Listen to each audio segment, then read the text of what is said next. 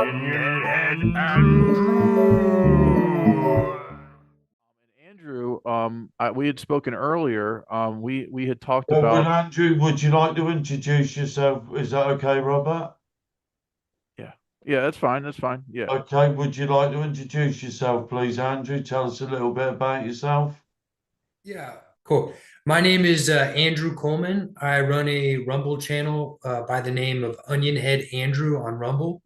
I've been targeted since 2015, but it goes back in my family's history before that. But with the neural weapons, Havana syndrome style targeting, it's been active in my life since 2015. I'm currently 34. I live in Vancouver, Washington, and I spend my time helping targets and developing simple machines that can do that. That sounds really wonderful, man. So I noticed that you were talking about there was this device that you had found on, like, somehow you happened upon it on the internet. I didn't know. I think I might have seen it one time before, but I kind of disregarded it, and I thought, I need to check that out. I need to kind of see what that's about. And Mhm. so, and I think that for those of you who have telemetry devices and implants and stuff like that, I'm kind of willing to wager that, thinking that it might be possible that maybe this could possibly cancel out some of those effects. When did you first realize you were targeted? How did that come about? Well, it's a long story. It would the first time it went overt, where it was really obvious, would have been 2017 Easter of. They did the whole rollout with the all the counterintelligence people in the area. There's a lot of DHS and it's Department of Homeland Security and FBI and all of their contractors went live on me all at once in a very short period. I think it was like over the span of 3 weeks or something like that. But I had already had suspicions, obviously, that something like that had been going on for a long time. So it's like at that point it was obvious, but before that, I was already weighing it.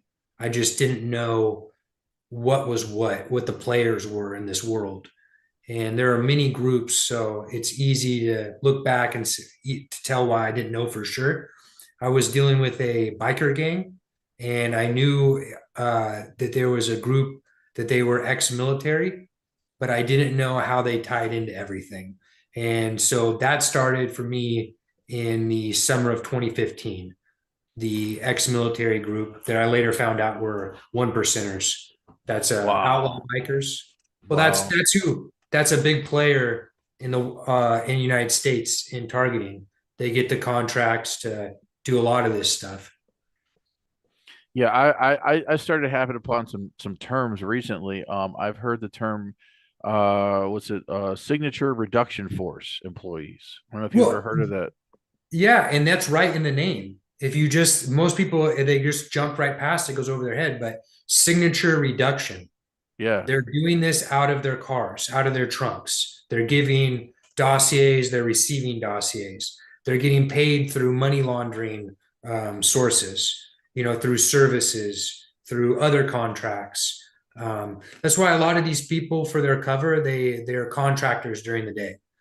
Yeah, So exactly. That's a they're good way of looking plumbers at it. and carpenters and stuff like that.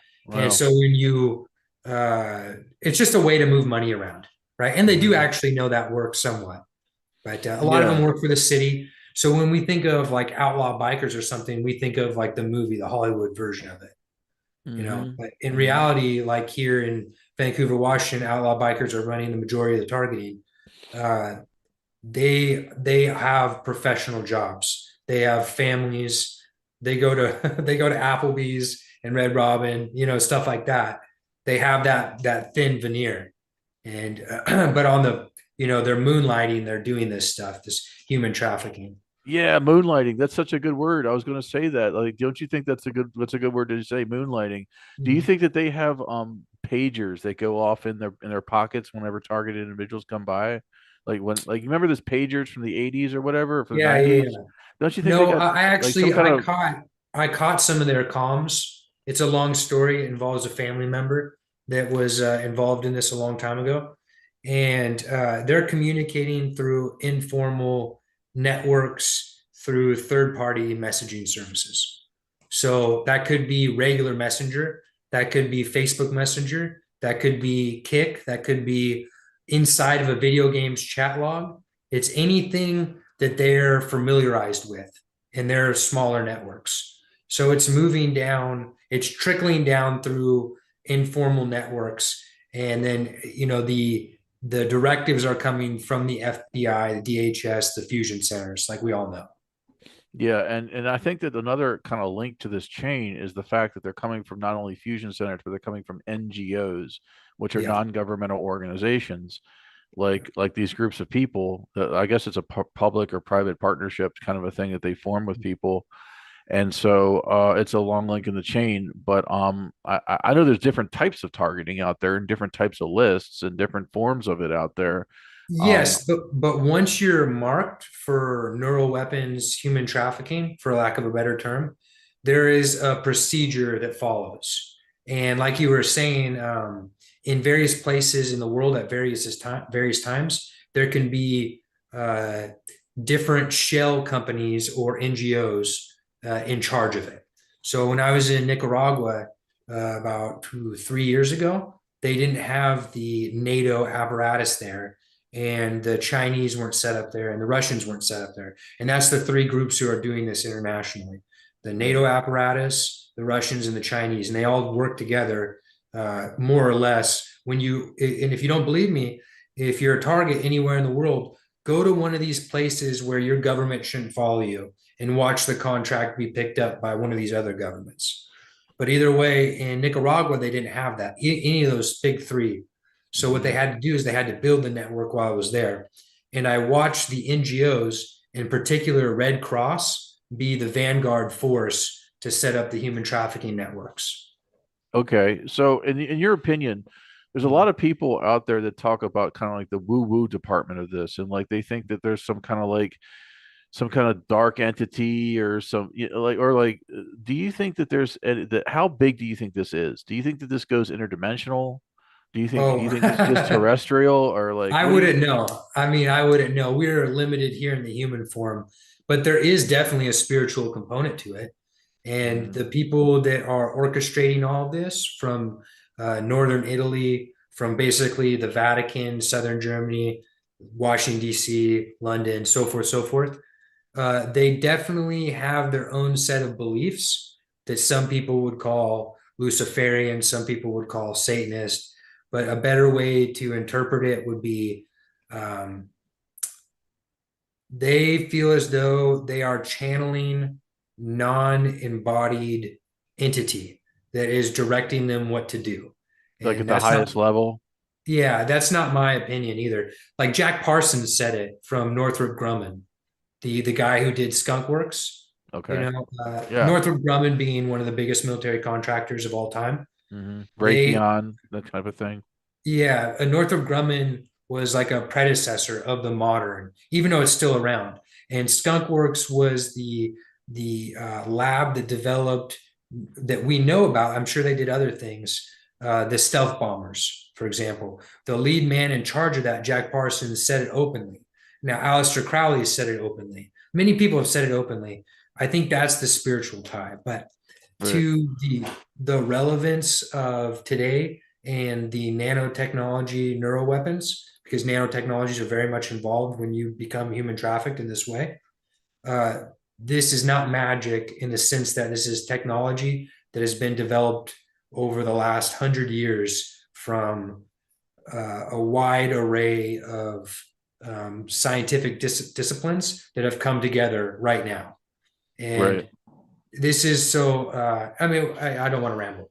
That's okay. I'd like to introduce some of the other people who are in the group You're as not well. actually rambling, to be honest, because what you're saying is extremely relevant and it will be extremely helpful to a lot of people. And you're speaking very articulately, and it's great to meet you, Andrew, because people will listen to you because they need to be told exactly how it is, and that is how it is.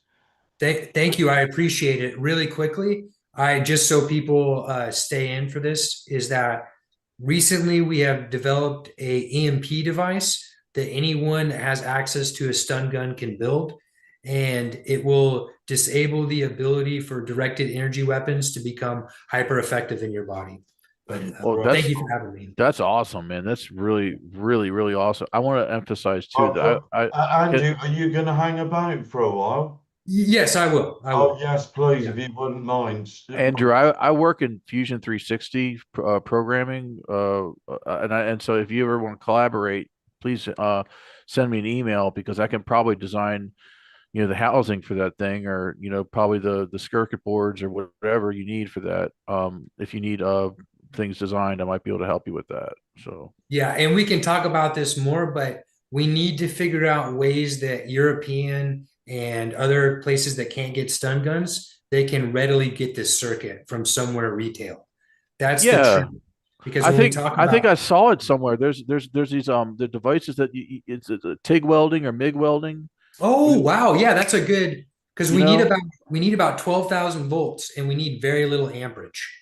Okay. So wherever we can get that circuit, but that's a great idea, those little spot welders. I'll Yeah, the look into. spot welders. Yeah. Yeah, yeah, Yeah, check yeah. those out. Yeah, yes, Andrew. Yes, that's okay. So earlier you asked a perfect segue. You asked why would a person need implants?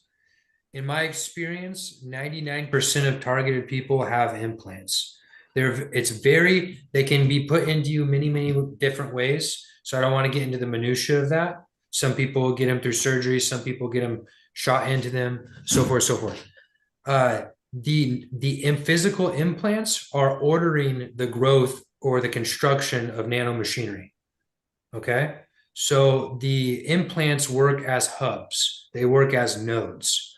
When you deactivate the implants, what you do is you end up affecting the wireless body area network or the mesh network. This is what people are talking about. This is the literal application of it.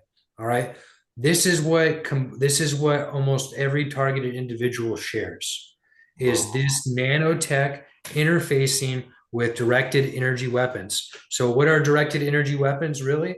They're extremely low voltages and low amperages externally acting someone's body. You are more or less a bag of water. There is in carrots. I mean, you talk about bones, there's other things too, but organic matter and water make up your body. If you think about the energy required to heat up a person's body from distance, it's quite great. It's actually incredibly great. And if you look at the weapon systems the US military already actively deploys, like say the millimeter or not millimeter, but the active denial system, what you'll see is that these are Humvees.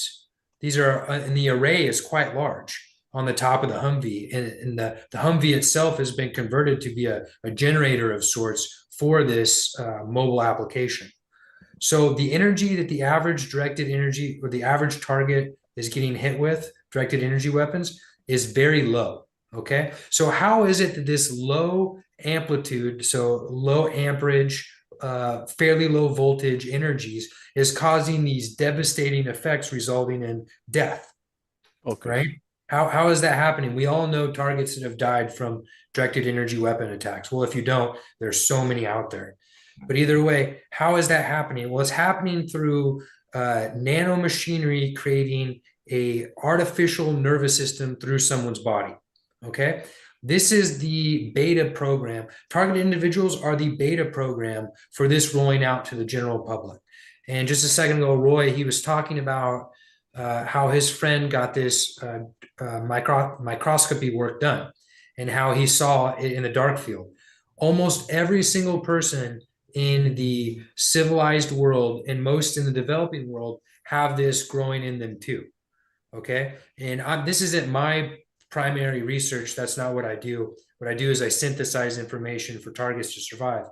But Dr. Anna Mihalcia, Dr. Robert Young, the list goes on and on. Those are the primary sources that I use at Onion Head Andrew Rumble.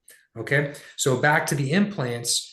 When you have all of this money, every targeted individual has got millions and millions of dollars thrown at them. And in the form of personnel, mostly in technology.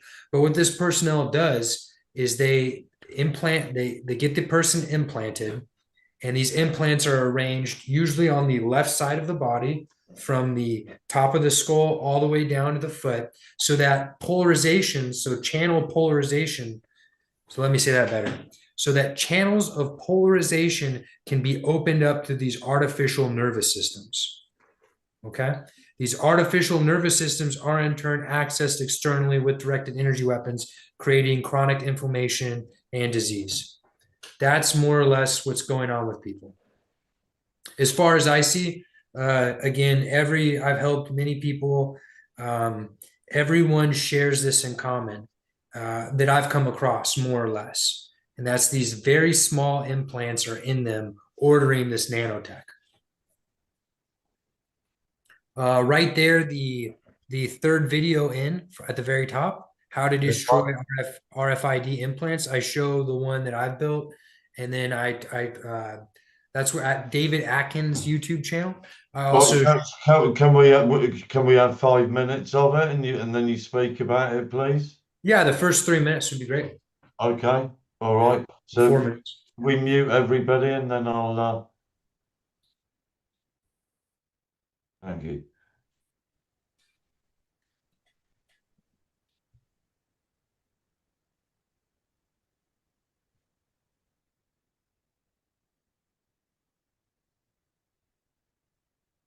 Hello, everyone. Today I'm Can back everybody with, hear it? Onion Head Andrew, and he's got something Can you hear that it? he's figured out, and he's going to share it with us. I can hear it. Great. I can hear it. I don't know. I'm going to back up my videos before I share this, so I'm just going to turn it over to him and let him say what he's figured out. Okay, I didn't invent this. This isn't my invention. I've been messing around with high voltages for a long time, and I just figured out more or less what I was doing. This is a stun gun right here. And what I've done is I've hot glued a stick to it. This is like a ruler, like a measuring ruler stick, right? It's not actually, but it's like it. And then what I also did is I hot glued some cardboard. And this cardboard right here is to keep the electrodes at the same level as this plane, as the stick. And the reason for that is I took coiled wire, all right? So I coiled some wire and I attached one side to an electrode, right? So one side of the stun gun, that's that side. Did you wrap it around that electrode? Yes, I wrapped it around this electrode. And Oh, yeah, this is for entertainment purposes only, by the way. Entertainment purposes only. And I hot glued it to this side after it was wrapped around, and then I kept this side, the other side, as a little spark gap. That spark gap is about 1/8 of an inch. This is it working. That's the spark. What this does is it disables radio frequency ID chips inside your body. Okay. The wire I used is just speaker wire. It's braided. It's 18 gauge. It's 20 gauge, something like that. And I coiled it like this. But it's got to be stripped, don't it? Yeah, the ends need to be stripped. One side, like I said, is connected straight to the electrode, and the other side is gapped. And then you can see, so you just strip it like you would a wire, you just strip it. And that's what I'm going gonna to strip the whole thing, right? No. You keep the regular part of the wire insulated, right? So that's what I've done here. You can see. Excuse me. But underneath the hot glue, this is regular insulated. The only thing I did was strip these ends. I stripped this end, you can't see that. That's the side that's hot glued. And I stripped this end, that's the side that spark gaps. And here, I'll set it off of the So both the ends are stripped, but the rest of the wire is kept together. Now, the reason I use the cardboard is to keep this spark gap at the exact right spot. Okay? I'm not the inventor of this. This just makes a very, very weak electromagnetic pulse. That's all it does. It's a very, very weak one. It can't even disable electronics. There's nothing illegal against this. What you do is you press this against your skin. Do not be afraid of this. You press this against your skin. You keep your hands away from the spark gap, okay? The spark gap is like a stun gun. This is a stun gun. So you keep your hands away from it. And a certain field, electromagnetic field, it's called a toroidal field, is produced from this coiled wire. That's why we coiled the wire. Now, when you press this to your skin,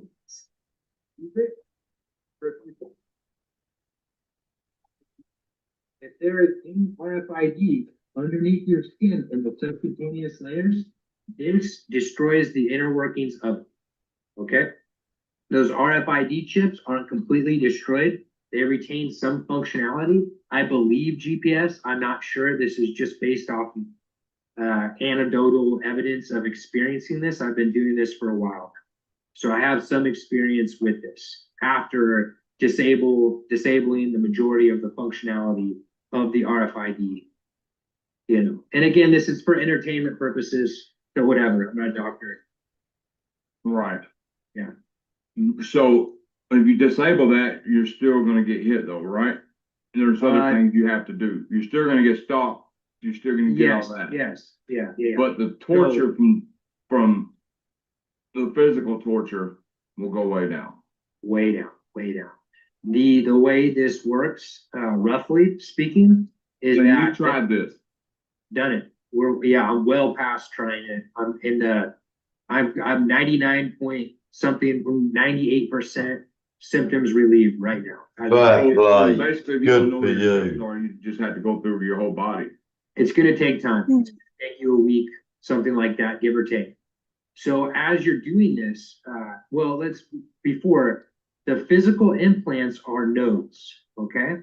These nodes are sending low voltage impulses across nanomachinery that's in vivo. In vivo means in your body, okay? These are the biosensors that organically form.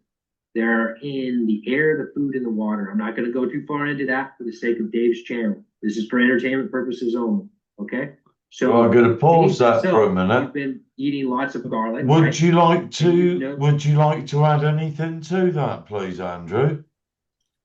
Yeah, you can see that when I'm demonstrating the EMP device, that it actually mutes them. I forgot to bloody press the record button. Sorry. After you, Andrew. Oh, but we're on live on YouTube right now, right? We are, but I'd forgotten to record it, and it saves me downloading it and uploading it again. That's all. Gotcha. Yeah, that's why I've been kind of tempering this conversation a little bit because of that. But as I utilize the EMP device on camera, you can see it actually mutes me. So the EMP device is just strong enough to affect the laptop's mic of the video that you were just watching. That's why you can't hear me for those little bits after I fire it off. If you go back, you can see clearly what I'm talking about. But either way, the EMP, it really does work. And when you get these implants deactivated, for lack of a better term, you really will notice that stuff's coming out of your body. And that stuff is this nanomachinery that's been built up in your body. Now, the average person in society, like I was saying earlier, has nanotech growing in them. We all do. It's been in it's been in the sky since 1996, give or take. Okay, the difference between a target and a non-target is the target has it specifically arranged and manicured, for lack of a better term, by these counterintelligence operatives. Now, there's these people in your environment, right? That's why they're there. The quote gang stalkers. What we're really talking about is we're talking about professionals and non-professionals, right? But they're all on contract. So we could all call them contractors. That would be another term for them. But what the professionals are doing are facilitating your heavy metal poisoning. And the majority of the way they're doing that is through aerosols. So this is why people are constantly talking about their neighbors being involved. Yeah. It's because the neighbors oftentimes, not always, but oftentimes they're informants too. Oftentimes they're counterintelligence. Okay. So both is true. And these counterintelligence operatives, what they'll be doing, and sometimes the higher level informants, they'll be releasing aerosols, heavy metal particulate in the form of organophosphates, in the form of synthetic heavy metal compounds, and a few other things. Petroleum compounds, stuff like that. But what it does is it adds this particulate to your bloodstream through your lungs.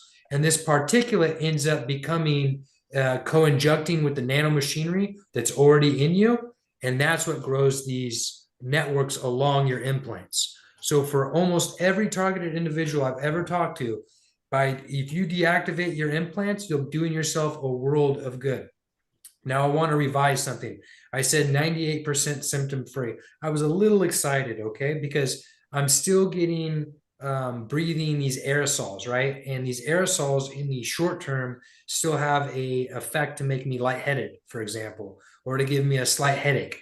But I would revise that 98% to somewhere around 90 to 92%, somewhere in there. I don't know. You know what I mean? It's all objective, depends on the moment, but somewhere around there, give or take. So I am still dealing with this greater weapons paradigm, but I'm dealing with it on my terms, for lack of a better way to say it.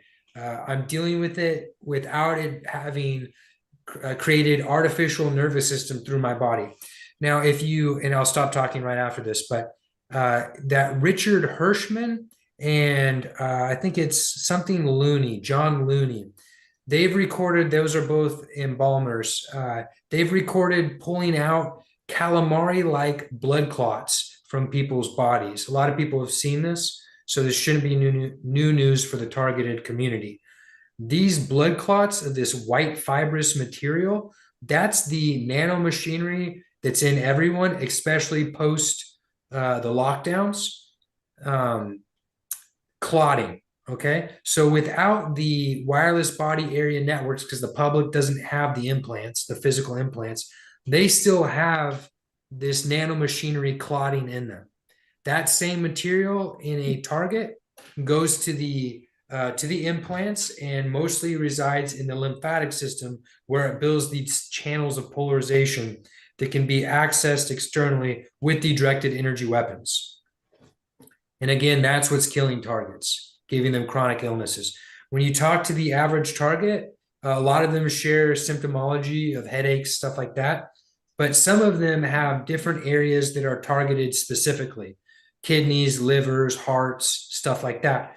So what's going on? That's the specific test that the counterintelligence team is doing to whoever's targeted. So for some people, they try to give them heart attacks. Yeah, And mine's murmuring. This is what they're doing to me at the moment recently. yeah, a lot of people go through that with kidney failure is another common one. Liver failure is another common one. There's a lot of other ones too that I'm just not remembering, but also joint pain, knees, ankles, elbows. That's also shoulders, also very common. What they're doing particularly, and that's a, excuse me, let me say that again. They are particularly doing different experiments for the data sets that you are being human trafficked for, because this is all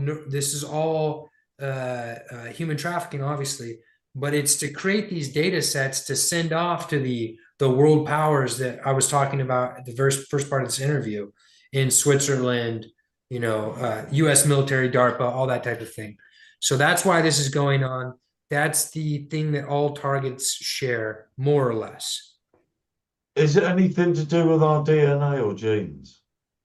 There is a heavy tie with genetics, because every person has got a slightly different inner makeup. And that's why targets come from every walk of life, have every background and every set of genetics. Because again, the idea is that, and I don't know if I really went over this when I was just talking, is that this beta test is so that the general public will be targetable without physical implants and without counterintelligence teams. So basically, if you could have the AI arrange the weapon systems in real time, then potentially you could have this nanomachinery through low voltage impulses of the directed energy weapons, like the stuff they've been putting in streetlights since 2008, potentially, why not? Order someone's nanotechnology in a 12, 24, 36, 48 hour time period, and it creates some of these effects that right now can only be created with physical implants and counterintelligence teams. The informant side of it, the gang stalking side of it, the clown show is mostly to create specific conditions for the data ledgers. Right. Yeah. Right. Andrew, you mentioned because you said about the physical implants. Mm-hmm. I know I've got something on the bridge of my nose because one doctor tried to remove it. The next one played the mental health card. Now, if I had one of these, would this set it off? I'm not sure. I really don't know All because right, because yeah. this is what I've never understood, right? Right, the radiation, it will settle in a minute, but here, right, I've Mhm. never understood why that one goes off there Mhm. and in my back also. You know, is it something that I've got within me? Well, so when it's externally being accessed, if you've got physical implant there, it will go off, guaranteed. But when it's not being externally accessed, I don't know. And what I can say is that personally, I had more than 40 in my body because we're talking about, and again, there are many different implants, types of implants. There's many different ways of getting implanted.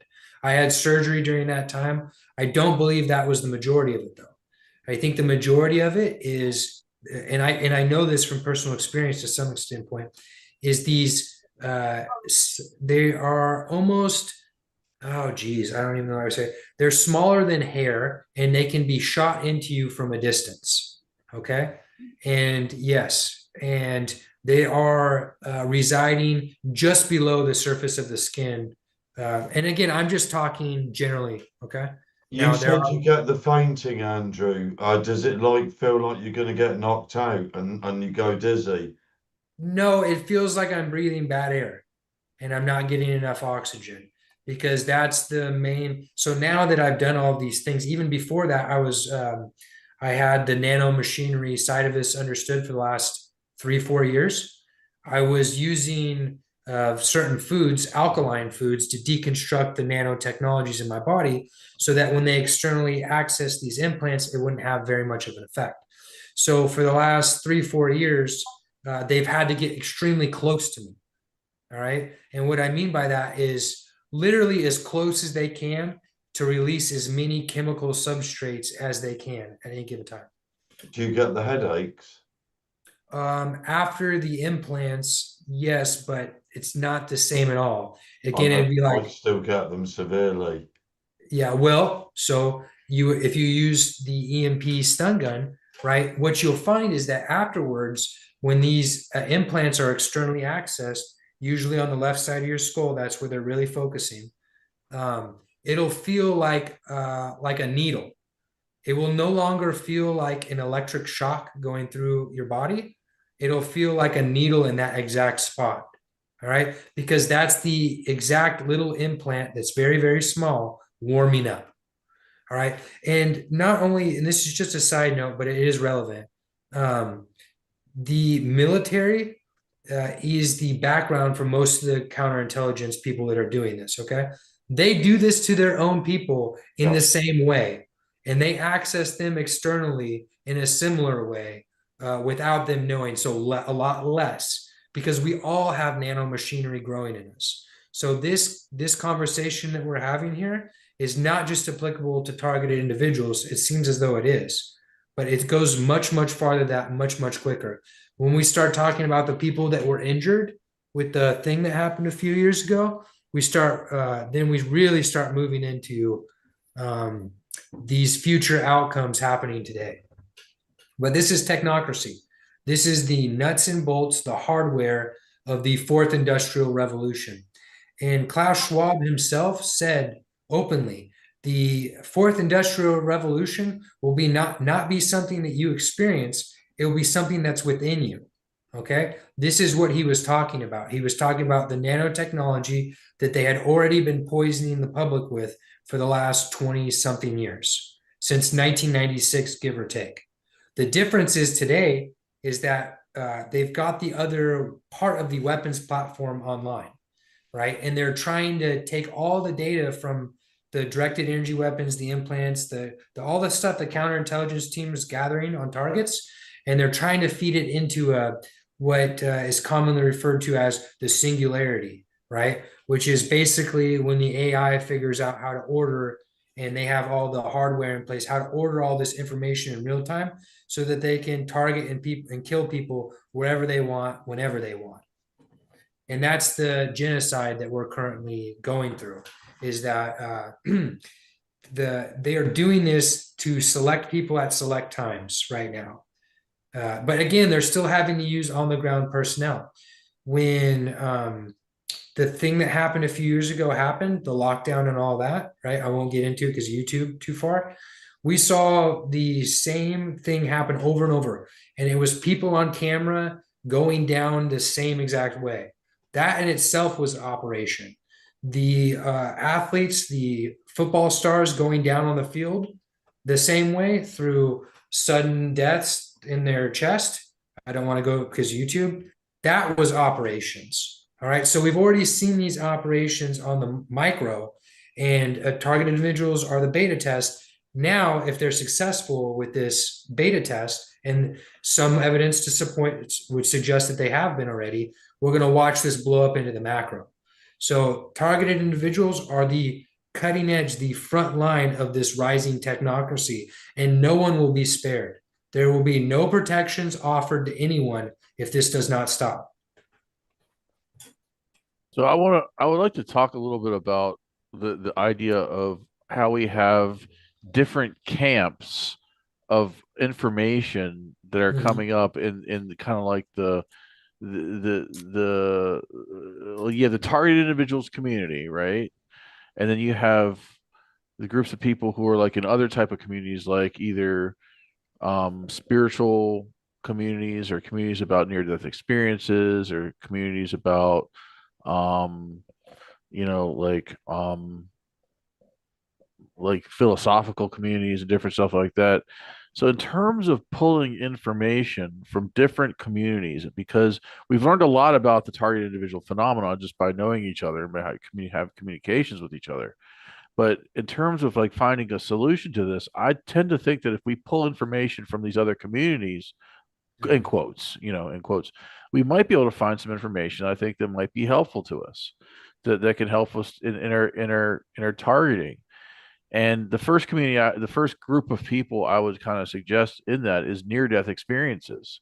There's a wealth of information in near death experiences that Yes, talk but about, can I jump in here, Robert? I'm sorry to yeah, interrupt you. yeah, sure, People sure. are dying right now of nanotechnologies and then being accessed externally with directed energy weapons. I personally know people in my own life that have died that way. So it's not that I don't think that near death experiences hold value, because they very much do.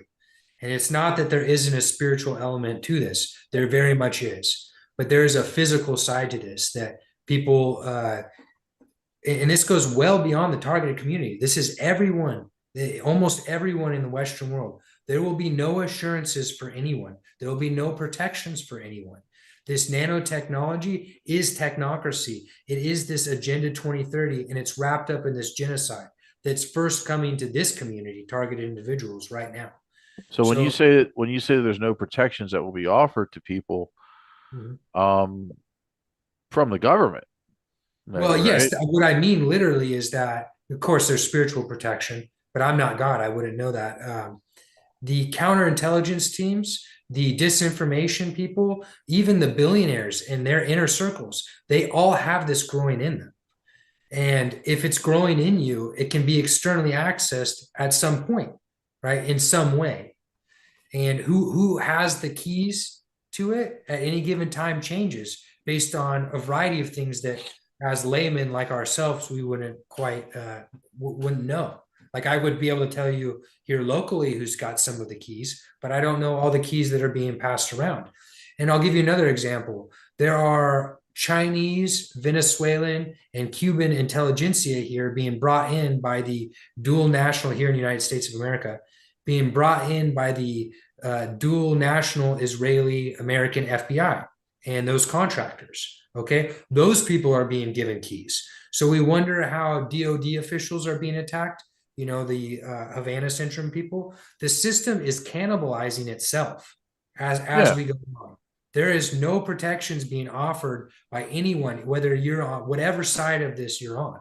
So really, there's only the people that are willing to speak the truth and stand up to this and deactivate the physical part of it in real time and take the heat and deal with the assassination attempts and everything, like I have been for the last however many years. And then there's everybody else that's willing to go along with it for money 9 times out of 10. Now, the people at the top, yes, they're channeling entity and all that crazy stuff, but almost everyone below them is doing it for money. And your money will not go anywhere. But so that's why this conversation is much bigger than the targeted community. Andrew, you just mentioned the entities and that. What about protection from this? Because, they sort of came for us as well, and myself. Yes, but the entities, I mean, if we want to get into this, the Yes, entities please. manifest physically. That's we're embodied here as humans, right? So we're in this materium, in this scale of interaction, right? And even let's just say that like the entity associated with Lucifer is real. A lot of people think it's real, right? A lot of people think that's Zeus, think that's Ra, whatever, so forth, so forth. Jupiter in the Roman times. That disembodied entity, that spirit, would still physically manifest through here through technologies and through more or less its minions, its acolytes, the people that are doing its bidding. All right. So even if we want to address the spiritual side, there's still a heavy physical component to this, if not predominant. And then you can work back from there, or you can start with the spirit, and the spirit will inform you. And I personally, I prayed before I developed any of these technologies to combat this. I prayed for all of it, and it came to me, all of this understanding. So I'm not one to Excuse me. Yeah, go ahead. Oh, okay. I'm not one to argue against the spiritual side of this. It's just that people dying right now need tangible physical solutions, of which the Onion Head Andrew Rumble page can offer you. All right. And it's, again, it's not the whole thing. The whole thing is understanding the nanotechnologies and how they're allowing building an artificial nervous system that's allowing directed energy weapons to externally access. That's the thing that will actually get you get a lot of your life back and keep you surviving. It doesn't stop the counterintelligence teams. It doesn't limit their behaviors. They're probably going to go harder, but that's the core knowledge in which enables you to keep using the stun gun device until you get all the implants gone, to keep eating alkaline, to keep chelating heavy metals, right? To keep in the right path, keep on the right path.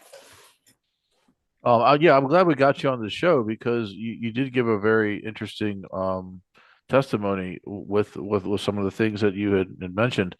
And yeah, and if that voltage thing doesn't work out with when you're on your side of things, you could possibly try what's it, the MIG or TIG welder that could possibly work too. But the I do think that if we focus on an answer to this, because there's a point in time when all the knowledge that we could gain from analysis really doesn't become practical. I mean, we could continue to learn and figure out more stuff, but I think that there's two questions being asked in the sense like what is the program all about? That's a valid question. It's a valid question to ask, and then the question arises: well, how do we solve this? How do we extricate ourselves from this? How do we alleviate Okay. the symptoms that Yeah, we're and dealing with?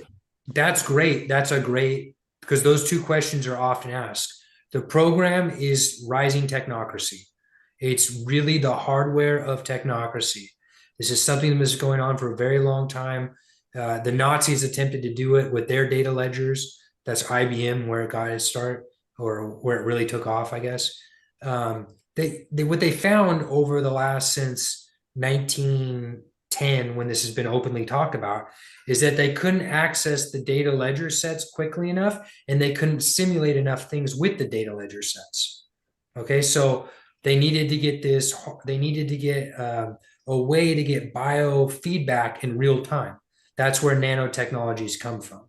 So that would be the answer, an answer, not the answer, but probably the most prevalent answer as we move into this Agenda 2030 currently.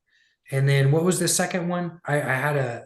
Well, I you can't. said we were talking about solutions to the Oh, problem. I just want to make sure that you understand what you're saying. Yeah, the unifying solution theory, right, behind all of this, the nanomachinery and the implants and the DOs, and then beyond that, take the implants off and just talk about nanomachinery and technocracy, is that all of these technology weapons, they magnetize your body, okay? And in that magnetive state, it's a state of inflammation and chronic illness. To counteract that at any with you can do this, like I said, through food, eating the right foods, alkaline foods, is Are to our bodies monitored 24/7, Andrew, so they know what's going on?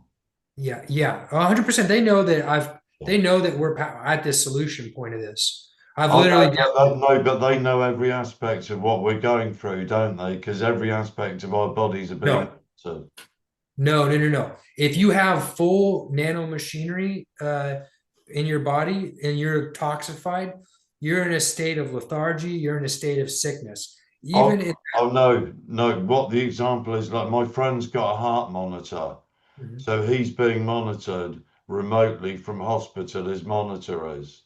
Yeah, So we've obviously, yes. I've been on this program for 30 years, so I'm probably of quite a lot of interest to them, you Mhm. know. So what I'm wondering is everything that is happening to me reported back, you know, the No, same as well, yourself, Robert, and yes and no. You've got counterintelligence teams that are trying to gather as much data as possible for their own money interest, okay? that's the But operatives, isn't it? Yeah. yeah, but the technology in you is limited right now, and it's limited by the amount of software capacity that's associated with it. And this again is why they're feeding data into these data ledgers into this AI, because they're trying to get the software up to that capacity. If it was at that capacity, this is a simple logical reason why it's not. If it was, I wouldn't be talking to you. In fact, as I'm saying these words to you, I would stroke out and die. Okay. So we're not at that point. They are working towards that point. Well, because when I was down at Dr. Barry Trower's, 18 months, they can stop me talking. They did down at Dr. Barry's. And what also they do is they send confusion so that you can't actually read questions on a paper as well. They did that to me. So I've experienced similar things, yeah, and generally speaking, what's going on is oh, I forget the scientific term for it, but they're heating up parts of your brain. Okay, it's a thermal attack, and really why it's effective is because, or how the directed energy weapons do this is because you have that artificial nervous system in those areas. You have these nanotechnology that has created channels of polarization. And what I mean by that polarization is that to transmit electricity, you have to have a separation of positive and negative charges. The farther that separation becomes, the higher the voltage is. Okay, so the longer chain of polymers or nanotechnology that's chained together in a person's body, which we can call polymers, right? Because that's just it means a chain of similar material. We can create a greater polarization effect. So if you're totally inflamed with this nanotechnology, and a lot of people are targeted individuals, almost every single one is that hasn't treated the nanotechnology part of this, then the voltage that they can transmit to different parts of your brain or body, again, your heart, your liver, your kidney, your brain, whatever, is great. Okay, that voltage it heats up the nanotechnology, and that heating creates like a burning effect from the inside. yeah, So we're really what we're talking about, like in its entire, well, not in its entirety, but what these weapon systems are doing is they're burning you from the inside out. yeah, Now that burn is of a magnetic nature. Okay, that's why you want to test my theories when you're going through. And it's not just me. There's many other people that figure this out.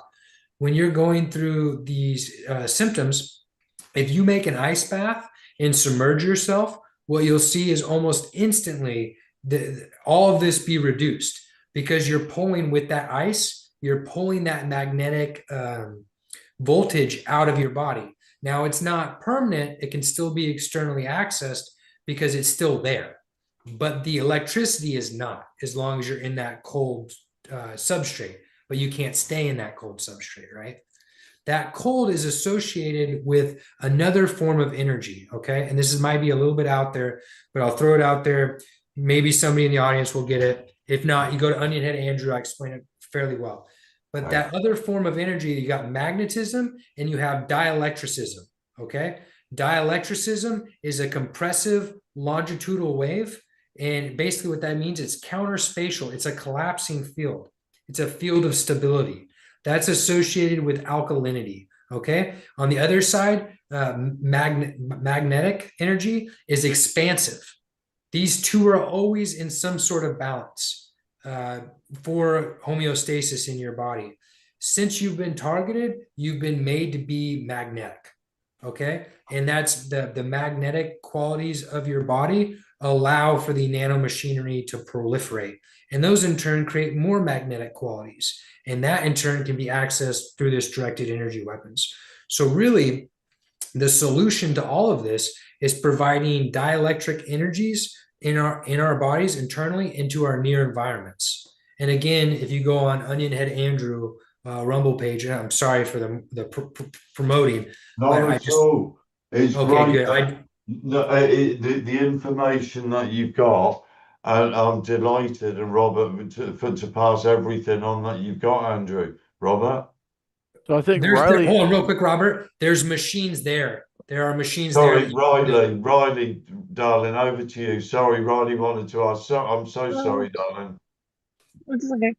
So I just had like a quick question. Okay, so like I've noticed for me personally, I tend to have like extremely like high body temperature. Like as we're speaking, like my skin is hot. And I've noticed this over the years. And people would like make comments or whatever. They're like, "Oh, you feel really like overly warm." And I'm like, "Yeah, I don't know." Like I never knew like why. So I don't know if that like if I'm so-called like I'm listening to what you're saying, and so I'm like, if that applies to me Yes, it and would. say that's inside of me, It would. is Yes, that the reason why my body temperature constantly goes up out of nowhere? yeah, yes, that would apply to Yeah, you. 100%. Now, yeah. anytime you're acidic, right, you're Oh, full of toxicity. Okay. So even okay. before or Oh, even without the directed energy weapons, I'm just talking about electrochemical within your body, yeah, not the yeah, qualitative statement like you're an acid person, whatever. yeah. Uh, All right. I'm like, okay. Yeah. But if you detox just through normal procedures, and the best way to do that is to clean your colon. This is regardless of anyone. Great. You no, seriously, your colon holds so much toxins that it will bring your internal regulation more to the comfortability that your body requires to not be chronically inflamed. Okay, so basically what you're saying is that you're in a tensive state. Now you throw the nanotechnologies on top of it, and it can just go out of control to the point where you can develop cancers, you could develop chronic illnesses that would take 10, 20 years to fully develop. You could develop it with nanotechnology in your body in the short period, 3, 6 months, year, 2 years. And that's what's killing targeted individuals. So back to your statement, if you want to have a better Yeah. internal regulation of heat, like you feel like you've been hot for a long time, clean your I colon just number feel like I'm one. hot right now. Yeah. That's great. No, it's true though. And then also our bodies, for whatever reason, can enter states where it makes us hotter to flush when we're too full of toxins. But everybody is going through the nanotech, uh, and the particles, the heavy metals are in the food supply too. And so we Yeah, no, all, I found that like a good probiotic works. Like it's just like it goes from like normal to where I just feel warm and I'm like, oh, I'm like hot. So yeah. yeah, That's just an example of what directed energy weapons do. That was after I'd had the tin foil on. They changed the frequency because they weren't getting their right frequency. they changed it and they just started frying me alive in there. And or that's how that's how it appeared. What would you say about that, Andrew? I would particularly I wouldn't know about the actual wound itself, but the mechanism behind it is almost always the same. You would have a clumping of nanotechnology, and that would be accessed through the implant to disperse that voltage in that area to create an effect. Now, a rupturing of skin would make me think that there was another weapon systems involved. And Oh, because they oftentimes, gave me bladder cancer as well, and then they also gave me macula both eyes, cataracts both eyes, nerve damage, and a testicle operation. Another lump came up on a testicle. So that they just changed it a couple of years ago, and it went crazy 5 years ago or so.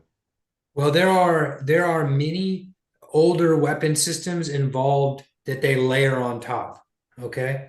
So if you give them, this is why it's critical being targeted. You don't give these people access to your belongings when you're not there, because there's chemical agents. There are so many different things. Like, for example, God forbid, but anthrax, stuff like that, that they have utilized since the 60s, 50s, 40s, so forth. And not only that, but this often happens to targets is they will be hit with various nerve agents during while they're already sleeping or while they're vulnerable, that will put them to a deep sleep in which they will be operated on. So that's why don't be afraid of barricading. Just be very aware of the counterintelligence side of it. And that's speaking about your wound in particular, but generally too. Because a wound like that. What did Robert want to ask? Yeah. Robert? The I was looking up something that said, am I unmuted? Yeah, am I Yeah. unmuted? Okay. So I was looking up something that said signature reduction force jobs. And I'm wondering, like, did they start did they have something to do with the Finders cult? Did that somehow emerge from signature reduction force jobs? No, I mean, yes and no. We're looking at the public apparatus of it versus the private, right? And like the private apparatus is the Finders Code, and they are working in conjunction and with the technologies provided by the security apparatus. Now you can look that up for yourself when they busted the Finders Code, but just they busted the Finders Code, right? So that was a different time in American history when groups like that operating had to operate in a different capacity. Since the targeted individual phenomena has really taken off the last 20 years, these finders cults types are working with public cover in a public capacity. So, yes, the signature reduction force is 100% tied into human trafficking. And like targeted individuals, that's just what it is. It's human trafficking. You might even call it organ trafficking, because you are affecting these organs at various times for various reasons. Torture. So it is organ trafficking in a sense. It is human trafficking for sure, though. But either way, if it walks like a goose, you know what I mean? If it if it walks like a duck, if it quacks like a duck, it probably is a duck. And one part of the apparatus, the public part, doesn't always know the private part of it. And the children, yeah, almost the children within. I mean, this is something that directly touches me in my life. When I was a child, not to go too far into this, but they are very much connected to what the Finders cult was doing. But we're looking at different levels of criminality. Go ahead. Yeah, so I was wondering if the Finders cult had actually come out of the signature reduction force group. Hi, we have a new person in the chat room. Hi, Claire. Want to welcome you. Say hello. Yeah, hi everybody. Hope you're coping well. Nice to see Yeah. you, Claire. Hi, I Roy. would I would, just to finish your point, Robert, I would say no. I For would say what? that we're For looking what? at a huge apparatus with different components in it. No, for what? I don't understand. What do you mean? The signature reduction force is one small aspect of uh, the security apparatus that human traffics. And it's every government is at the core of human trafficking. So the finder's cult was one small element over here. The signature reduction force was one small element over here. And like a Venn diagram, there is going some overlap, but it exists within a much bigger circle of things happening. Well, last question I want to ask for now. What about the idea of is there an in-house name for gang stalking? Is it domestic espionage?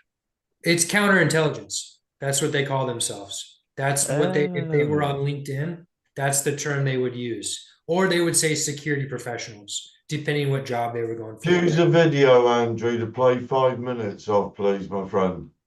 Uh, go up.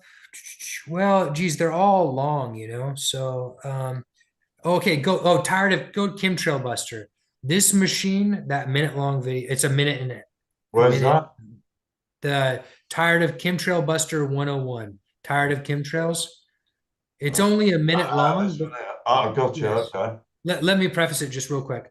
It's only a minute long, but what it does is it shows you how you can build devices that produce dielectric energies for your near environment.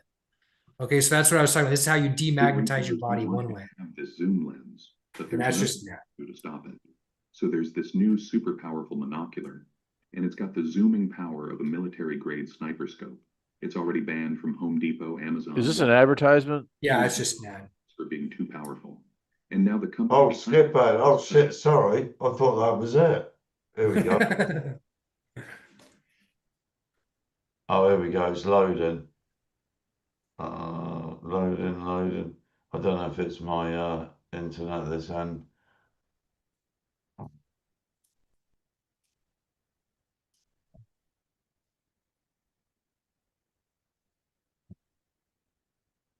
Trying to load up. Oh, well, while that's loading, the Zoom meeting was hacked a couple of weeks ago. So I applied to Zoom and I got a message back today. They wouldn't give me my channel back on, or they wouldn't give us Targeted Individuals United back. And so I'm going to try and work on that next week. Let's see if this is loaded yet. Nope, still loading. What else do we have lined up?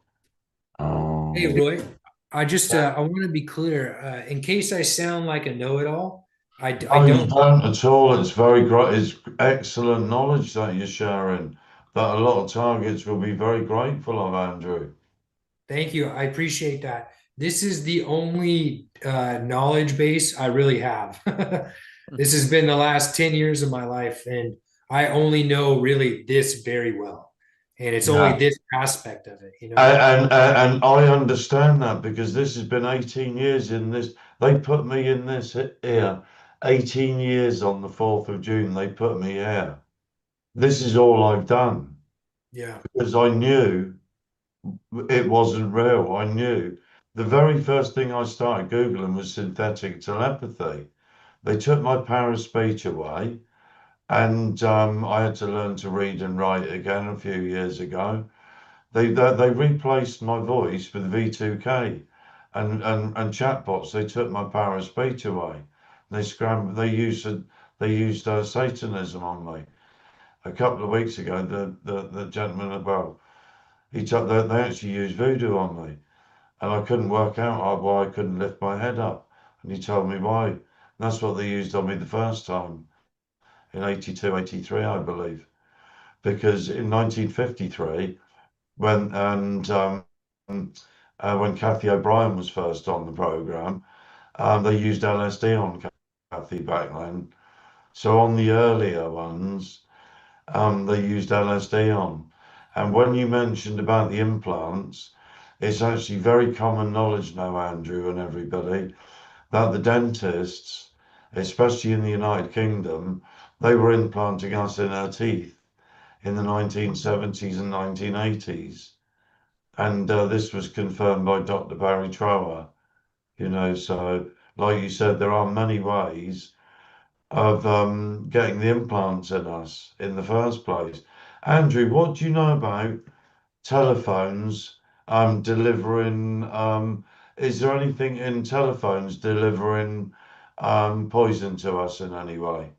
Or Well, yes, but it's not, it's dirty electricity as far as, and the phones go a step further. They act as gateways for the processing of some of the data associated with the organic, which is the nanomachinery chips, and the physical implants. But I don't really know anything more than that.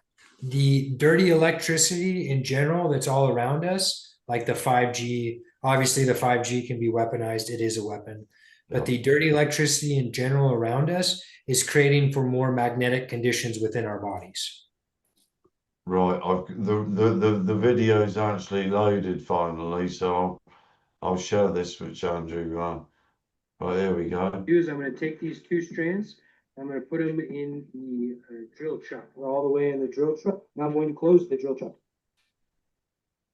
Right, it's closed. The drill. Now we're twisting. As simple as that.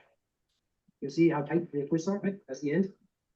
This is the other end. I'm going to cut both the untwisted ends off. And cut. All right, so now I've got 5 pieces cut. That's for the 5 fan blades. And now I'm just going to attach them to the mountains. And the reason I'm showing this to you is that you can do this with any fan. It's got to do with FedEx math. It's got to do with what Tesla famously said is the secrets of 3, 6, and 9. And the reason that it works the way it does is because as it spins, it's creating a vortex. And that vortex on the backside is streaming in positive ions. And on the front side, where you feel the cold air, is pushing out negative. This is anti-chemtrail. This is anti-inflammation. This is pro-health. This will literally clean the radius around you of positive ions buildup. And that's what chemtrails are. So not only does it clear inflammation in your body, keep you from getting cancer, this will also clean the air. That's what it looks like. All the most cheapest, most effective negative ion generator. Andrew? Yep. So that's the same, those Dyson air blades or the fancy Dyson fans that create negative ions. Mhm. That when you twist copper and you put it on a fan blade, that does that more effectively. And yes, it does what I was talking about with the negative ions being pushed out and the positive ions coming in. But the more relevant and important thing it's doing, and what I didn't say in the video, is that it's creating this collapsing dielectric field around you. So And you use it with that's a regular really, fan, or is it with a regular fan, or yeah, what do you yeah. mean Dyson fan blades? What do you mean by that? I mean, those $500 Dyson air fan blade that they Like sell? like the circular ones with the empty in the middle, and they kind of just blow Yes, air through them. exactly. Yep. They use like an ionic kind of a thing to Yeah, do that. the Okay. idea why you spend $500 for a fan that doesn't blow very much is that it's supposed to be that they're negative ions, and it does. It really does. It provides your area with negative ions. This fan you can do for $20. You can take any fan, any box fan. You can do it with your ceiling fans. It creates an effect that's way, way more powerful than that $500 Dyson air fan. It's such a powerful toroidal field, and it's not like it's not that powerful, but it's powerful enough to destabilize chemtrails in your area. Now, depending on the barometric pressure and the other weather conditions, how much water's in the air of that day depends how far the radius will affect you of busting up chemtrails. But that's at its farthest reach. In its near environment, it creates that dielectric collapsing field Do that you have demagnetizes. schematics? Do you have schematics for that or drawings It's for that? it no, it's literally I mean we could email, but literally it's as easy as that video. You just take copper, you twist it, and you put it on fan blades. And I used mounting tape and hot glue. The reason for that is because dielectric sinks come from radial spins. Okay, and copper is attuned, for lack of a better term, to the plane of inertia, which is to say the Schumann resonance or neutral. Okay. Well, I'll be honest with you right now. Yeah. You're blinding me with science, but the thing of it is I don't really understand what you're saying. Yeah. So it might be very very helpful information, but it might be falling on deaf ears currently with me. Okay, I'll keep it really simple. Uh, Okay, you know toroidal field? You know what that is? vaguely, not Okay, really, not really. that's a donut shape. Yeah, I Okay. know that much. Yeah, it's Yeah. a donut shape. Yeah. That's always associated with the propagation of magnetic energies. Okay. Anytime you have a magnetic energy, it's always a toroidal field. No One side shit. of it, Really? yes, one side of Wow. it is the North Pole, the other side is the South Pole. At the center of that toroidal field, so in the ring of the donut, that empty space right there, Yeah. that's the collapsing dielectric field. If So you like, make that's where the conduit would lay, right? Where you put the conduit, electric conduit, and then you have the donut shape around it. Well, okay. Okay. I can use that. If I had a lightning bolt, right? If a lightning bolt appeared and we could sustain it and measure it, the lightning bolt would go straight through the center of the donut. I think I This understand. Yeah. Yeah. Okay. The plasma would be at the very center point, Right. and the magnetic toroidal field would be one side, depending whatever's charges would be going on either side, right? Obviously. I can And, understand why it'd be a toroidal field maybe for a point, but if you have a conduit that's maybe where electricity is transitioning from Mhm. atom to atom to atom in a long string, like in a long line, I mean, it Like a would be kind wire. of like a wire. Okay. It'd be like a tube in a way. I would think it would be like a tube, but I don't know. A little bit. If you look up the right hand rule, it's like it is kind of like a tube. But let's just take that a step further. If I took that wire and I coiled it, I made a coil out of it, then I would produce a toroidal field. And at the center of that Okay. toroidal field, there would always be a dielectric sink. So if I could measure these things, which I can using Tesla, right? The micro Teslas, what it would be, there would be practically no reading in the center, and then a very high reading around it. But you can't. I'm thoroughly confused, but that's Okay, yeah. it's fine. I No, don't, I mean, no, I no, when no, I no. when Please, this is great. This is great because this yeah, is the core of the solution moving forward, and I I was need gonna to say. figure out how to explain it quickly to people. So The what Go you're ahead. talking about is that you're talking about a form of negating the activity of of the ambient biotelemetry devices that are kind of hanging around in the air, like the Well, kind of. nanotech, in other words, Yeah, yeah, nanotech. exactly. Yes, I am talking about that. But what I'm generally talking about is that your body is magnetic. It's been irradiated. Okay. Radiation only comes from magnetic sources. Now, in our head, we think of opposite charges as being positive magnetism and negative magnetism. Okay, that's not true. That's different spins. The North Pole is spinning clockwise. The South Pole is spinning counterclockwise. And like, so let's just say this is a magnet, right? So this is the North Pole and this is the South Pole. We think that this South Pole and this North Pole are opposites. They're not. They're just spinning counter, right? So why do they attract, right? Because the idea is that the opposites attract. They attract because they form a dielectric field between them when they come together. So in the center of this magnet is right at the center is a dielectric plane, and that's counter spatial. All right. So this is spatial and this is spatial, meaning that it goes out into space and comes back around. And this whole thing would form a toroidal.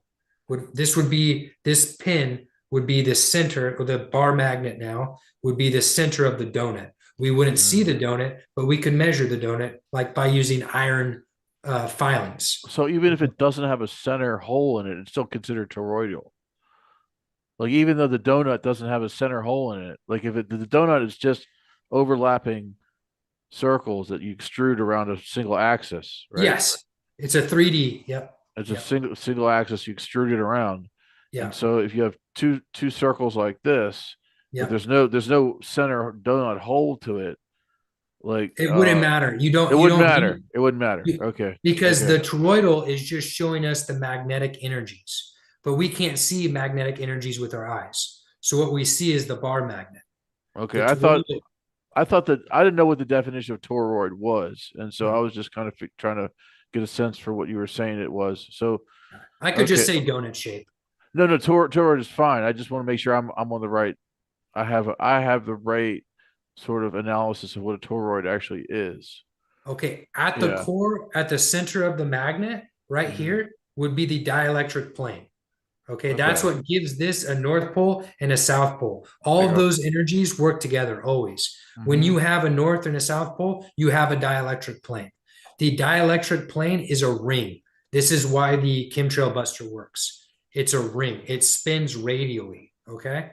So the dielectric sink in the center, we can't see these energies either, but it would be because it's counterspatial. It's like it's not even in this realm. I know that's getting a little bit out there, but Yeah, the thing of it is, once you get to the fact counterspatial. that once you say the dielectric plane is actually a ring, you've already lost me at that point because I'm thinking that like it's something different, and so we might be my Because you're my my specialty is geometry.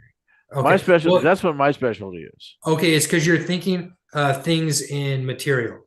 All right, but we're not viewing these things in the material. We're viewing their effects in the material. In the abstract, in the geometric Yeah, abstract. Yeah, exactly. yeah. The dielectric, so the toroidal field forms when the radial dielectric spins. So these go, or to say this another way, if I took a bit of wire and coiled it and put some power through it, it would form a toroidal of magnetic energy, and then the dielectric radial would start spinning in the center of it. And So then it these would neutralize the nanobots, right? Well, dude, I'm just talking about how these things manifest. Okay. Right now, in our reality, we are being bombarded with magnetic energies on purpose, from the food we eat to the radio tower to the ELF, ULF, pick your thing, right? And that is making our body inflamed. So, to make those charges, if we provide dielectric sources in our near environment, whether that's eating alkaline or making that machine that we just shown, that will provide the mating charges to uh, deconstruct the nano in vivo, and so that we can poop, pee, sweat, whatever, get it out of our bodies. I can't say that my specialty is in electronic engineering, but it sounds like you got it down pat with that. Well, no. I don't. I'm learning it right now. I'm I going mean, it back. sounds like you know what you're talking about. So, Well, I know what I'm talking about with this small thing, but not uh, really. You know what I mean? Like yeah. I've taught myself, but no, this is the etheric model of physics. This goes back to what Tesla and Steinmetz, what they were really doing. This is all a big secret. Okay. This is when it's not a big secret, but it is a secret. 100 years ago, when they were developing this technology, this is what the General Electric, why they ruined Tesla, why they made sure that none of his inventions saw the light of day after 1920 or whatever it was.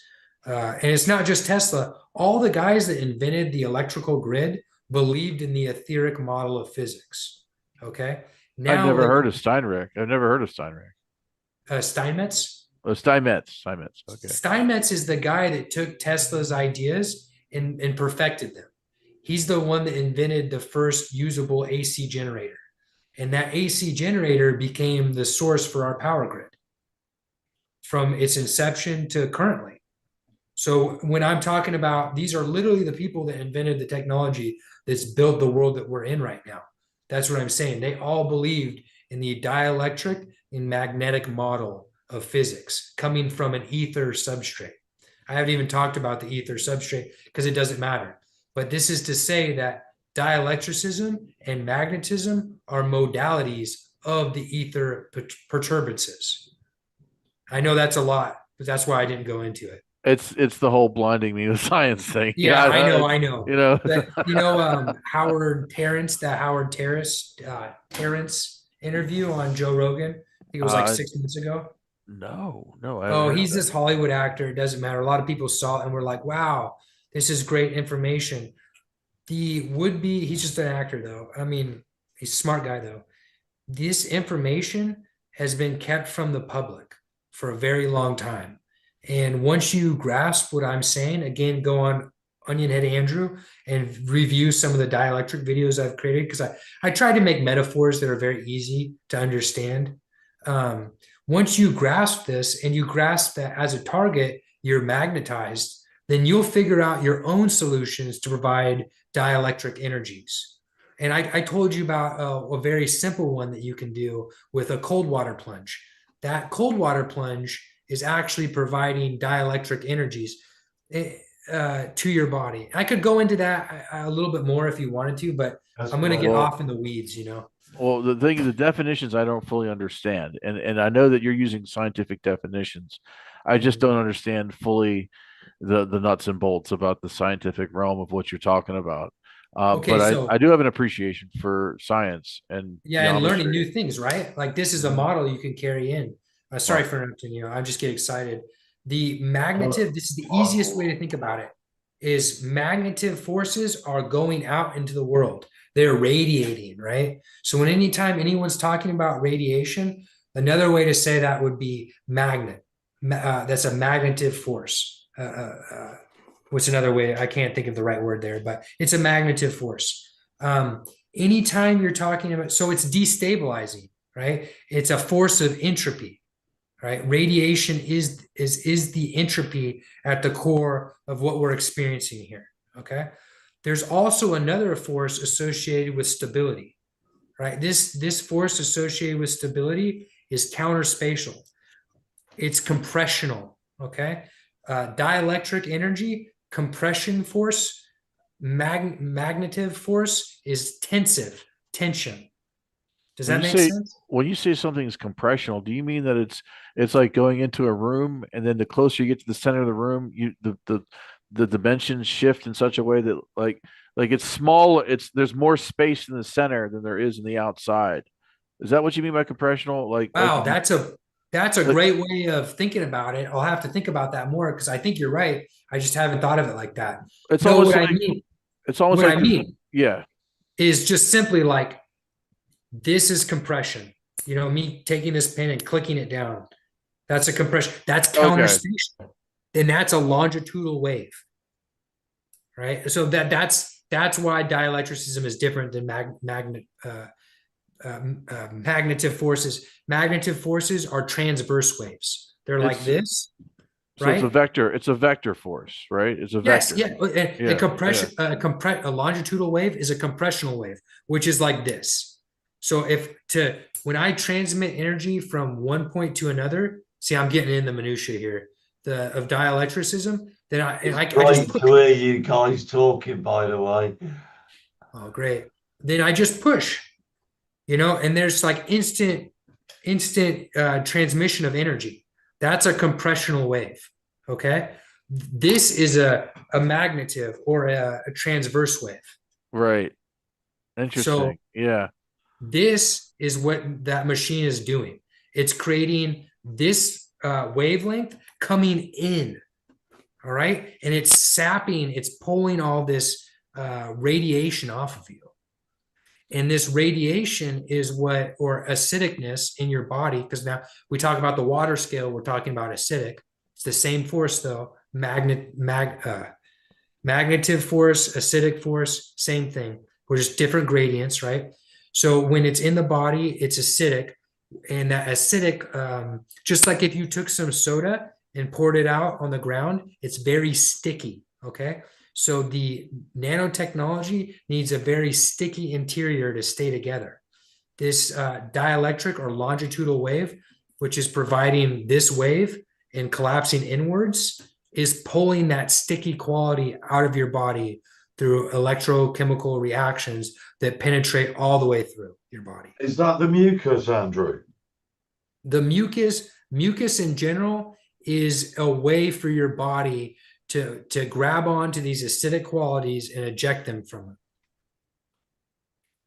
it. So when you were talking about oh gosh, I forgot it now. I'm sorry. Okay, go right ahead. Yeah, it's a lot to take in, but that's the overlying principle.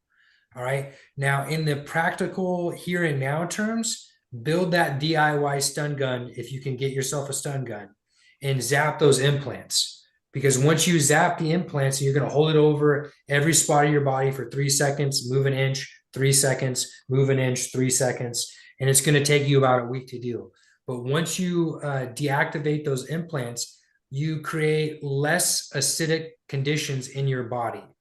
So basically, you make a less habitable zone for the nanotechnology to proliferate in.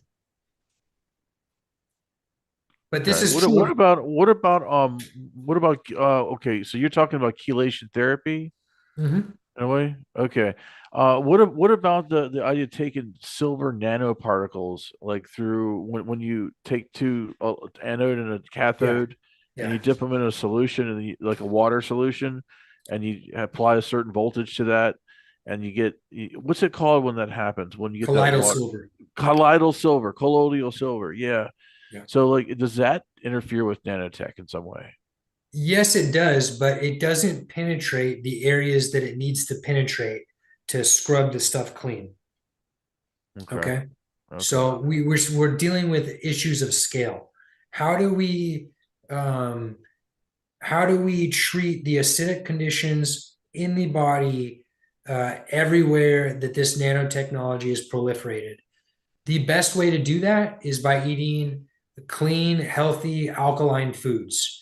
And if you do that enough, alkaline foods being like like orange peels, incredibly alkaline. When you eat an onion, it creates an incredible alkaline effect in you, even though it's a little acidic.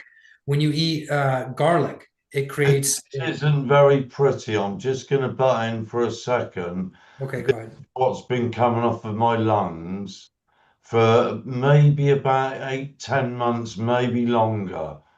I had I went to the hospital about 2 months ago. They haven't got back to me yet. This.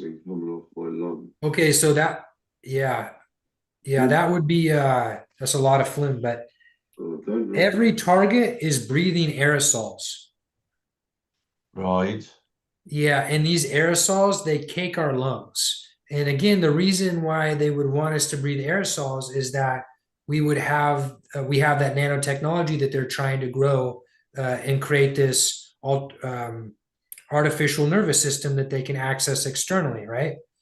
So they flood our airways with these particles, and sometimes they use idling cars. Sometimes they use the sewage system.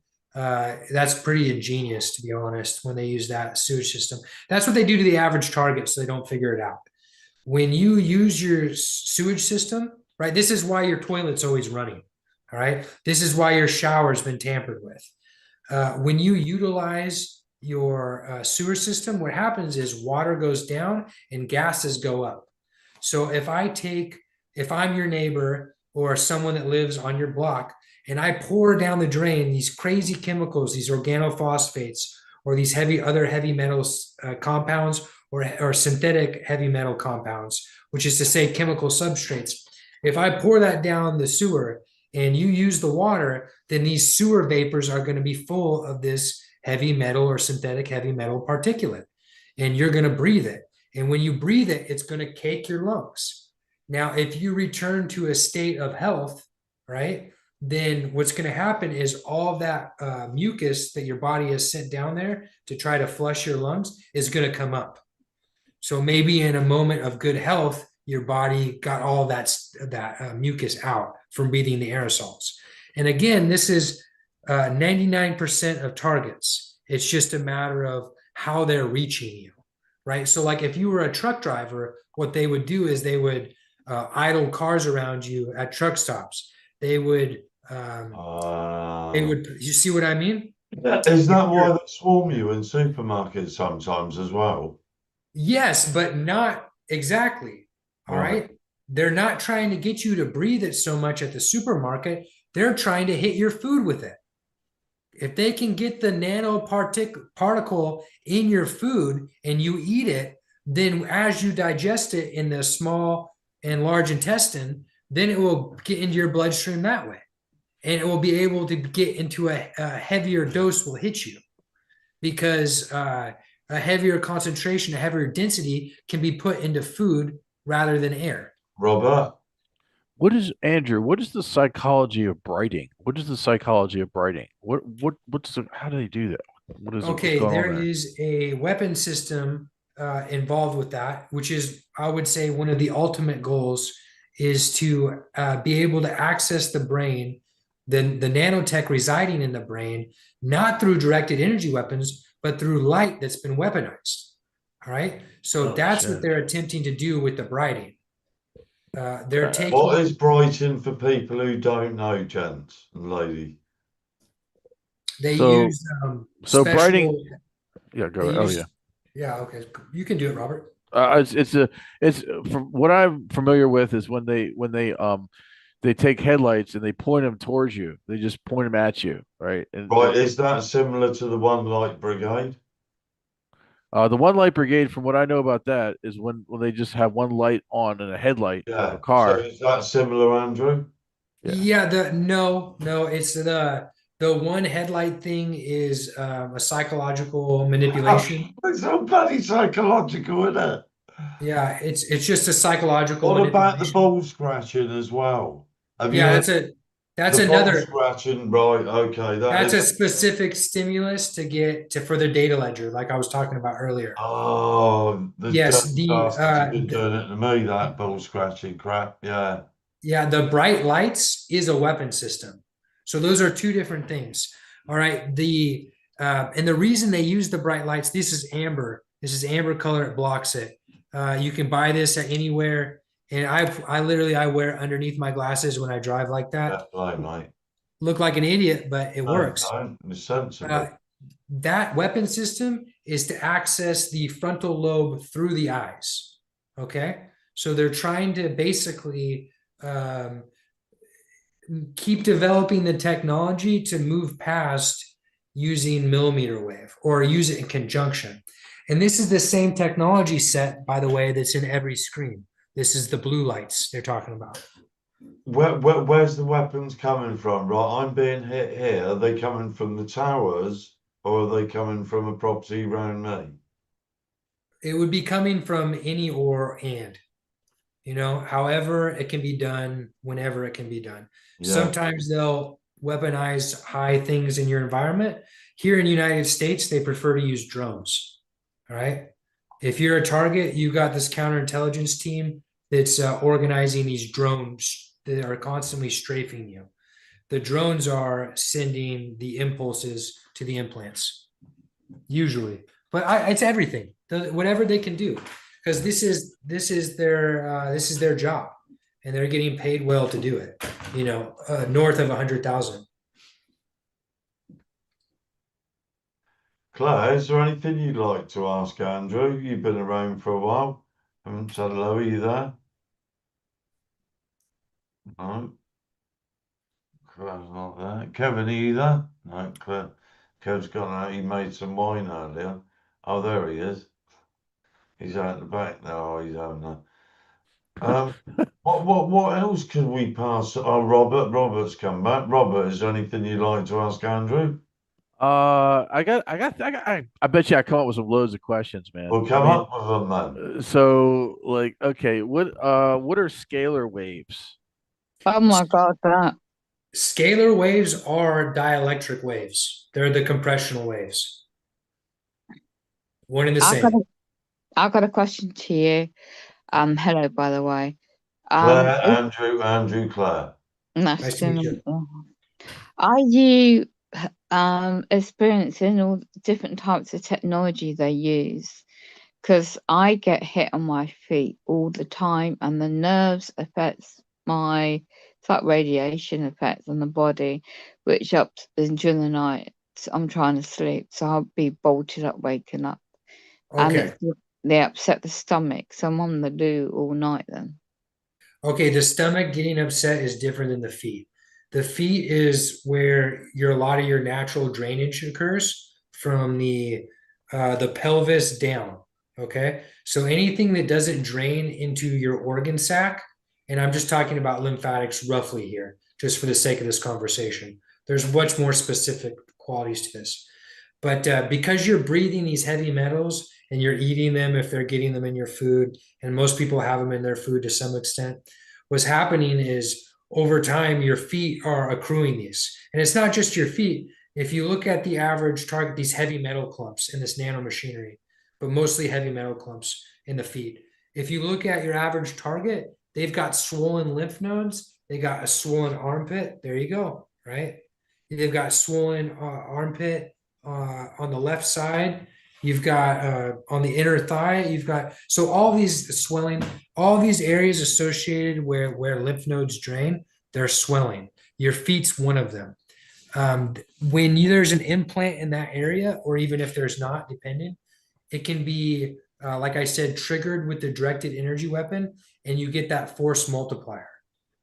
That's how you know you've got nanotech or nanomachinery growing in you, and this heavy metal issue is because when the directed energy weapon hits you and it's not there, the effect will be minimal, will be for the most part, will be negligible, will be something you can live with.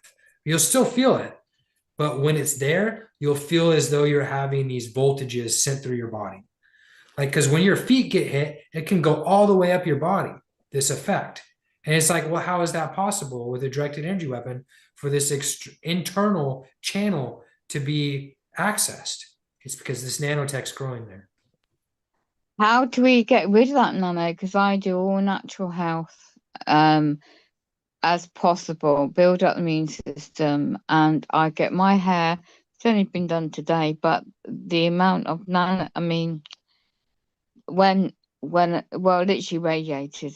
I mean, I've recorded the ramped up 5G and 6G in my area, so the frequency's extremely high with that dirty electricity talked about earlier as well.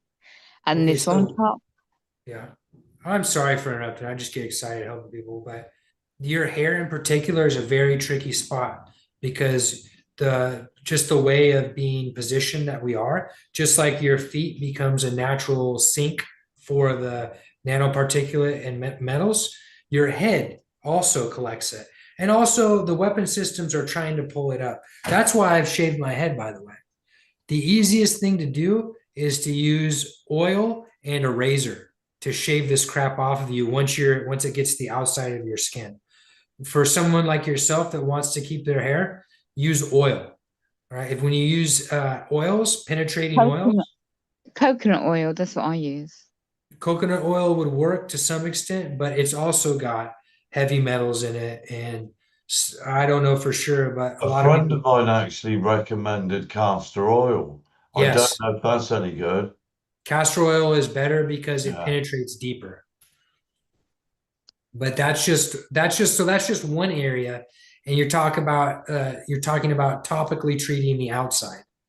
The better way to do this is to build up habits and habitually treat the inside so that you make the most inhospitable conditions for the nanotech to grow and flourish in.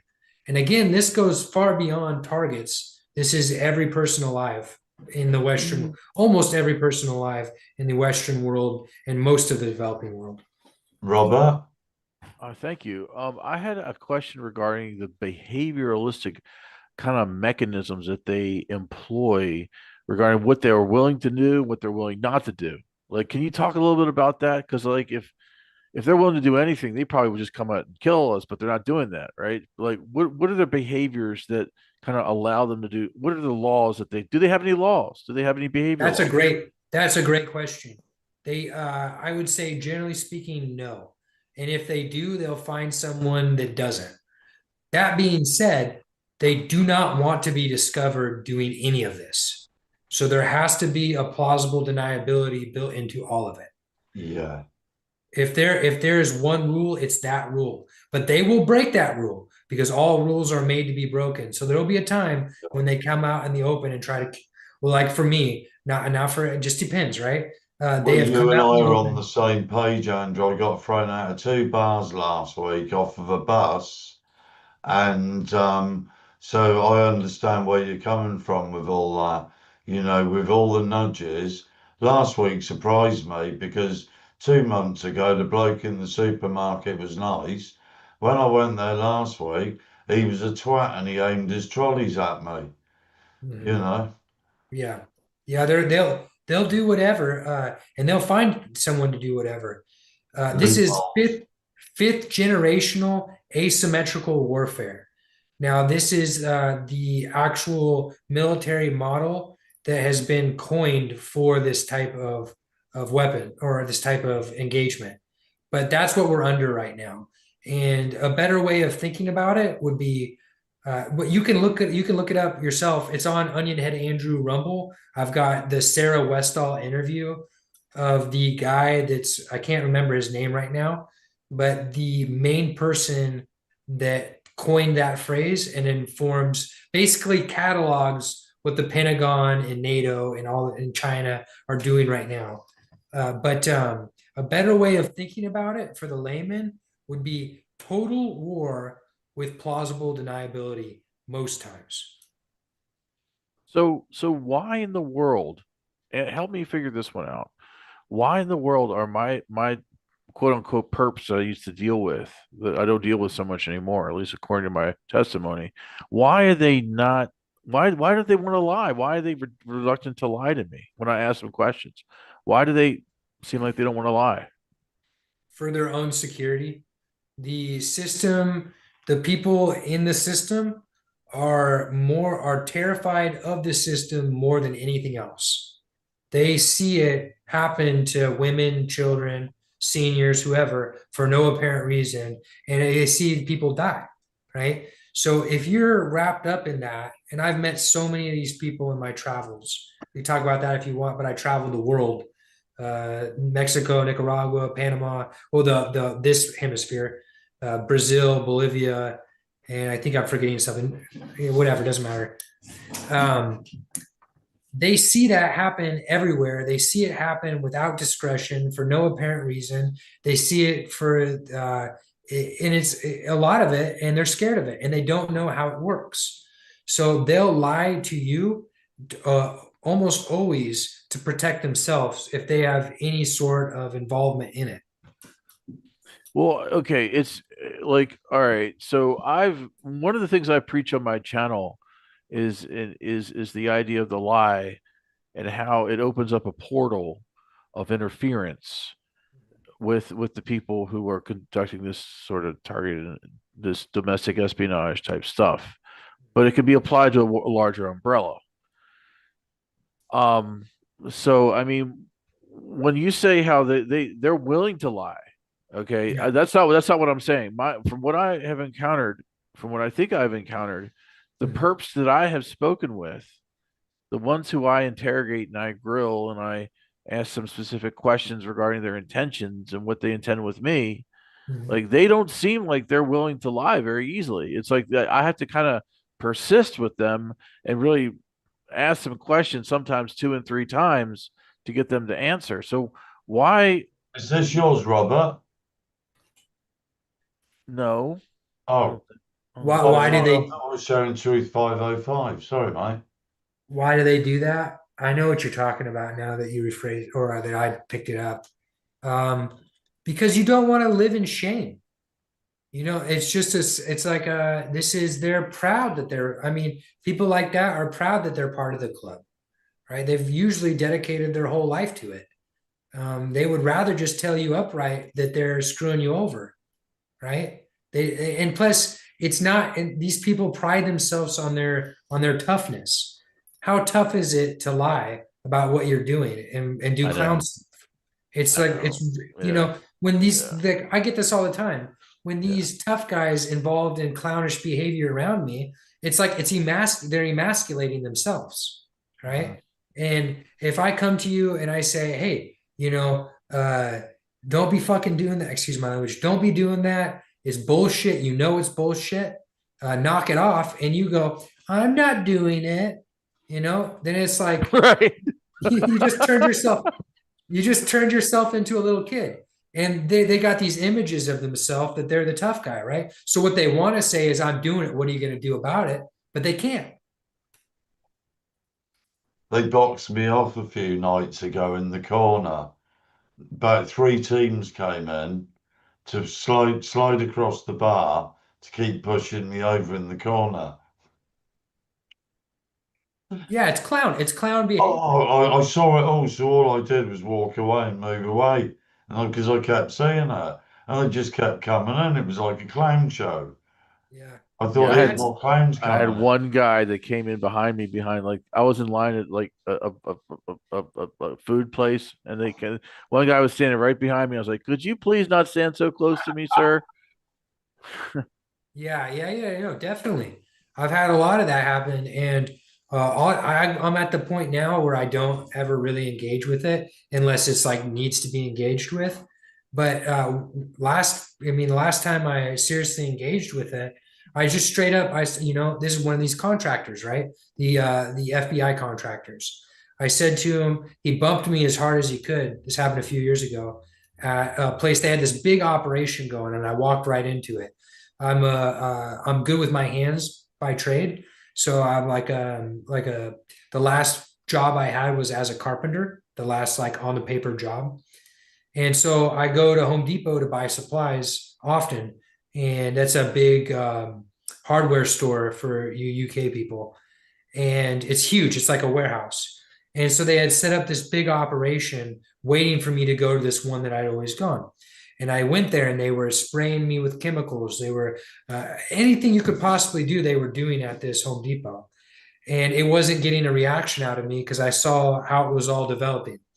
So the guy who was in charge of it, the lead, one of the lead guys out there that day, who was watching it all from afar and arranging all these bullshit around me, he gets fed up. And I had already tagged him. So when he came up to me, I roughly knew where he was. Didn't know exactly where he was in the hierarchy, but knew he was one of these higher ups. He takes his shoulder and he bumps me as hard as he can, tries to knock me on my butt. And I'm not I'm not a big guy, but I'm also not small. I'm like 5'11". But this guy was like 6'3", something like that, and had a good 60 pounds on me. And I don't know what he was thinking though, that I wouldn't recognize who he was, but or what he was doing, like how he fit into the no, they give you no respect, right? They at this point, Exactly. the contractors give me a little respect. Back then they didn't. And I said to him, I go, why don't you watch where you're walking, bitch?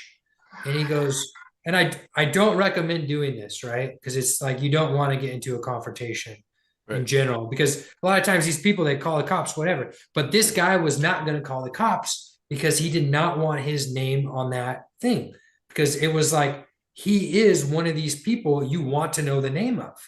He's one of the people that's running human trafficking in Clark County and Washington and Multnomah County in Portland. He is a guy that's getting paid probably north of $200,000, right? So I said that to him knowing that. And he said, what are you going to do about it? And I said, I just fucking did. All right. I told you, watch where you're fucking walking. And again, this isn't recommended by any means.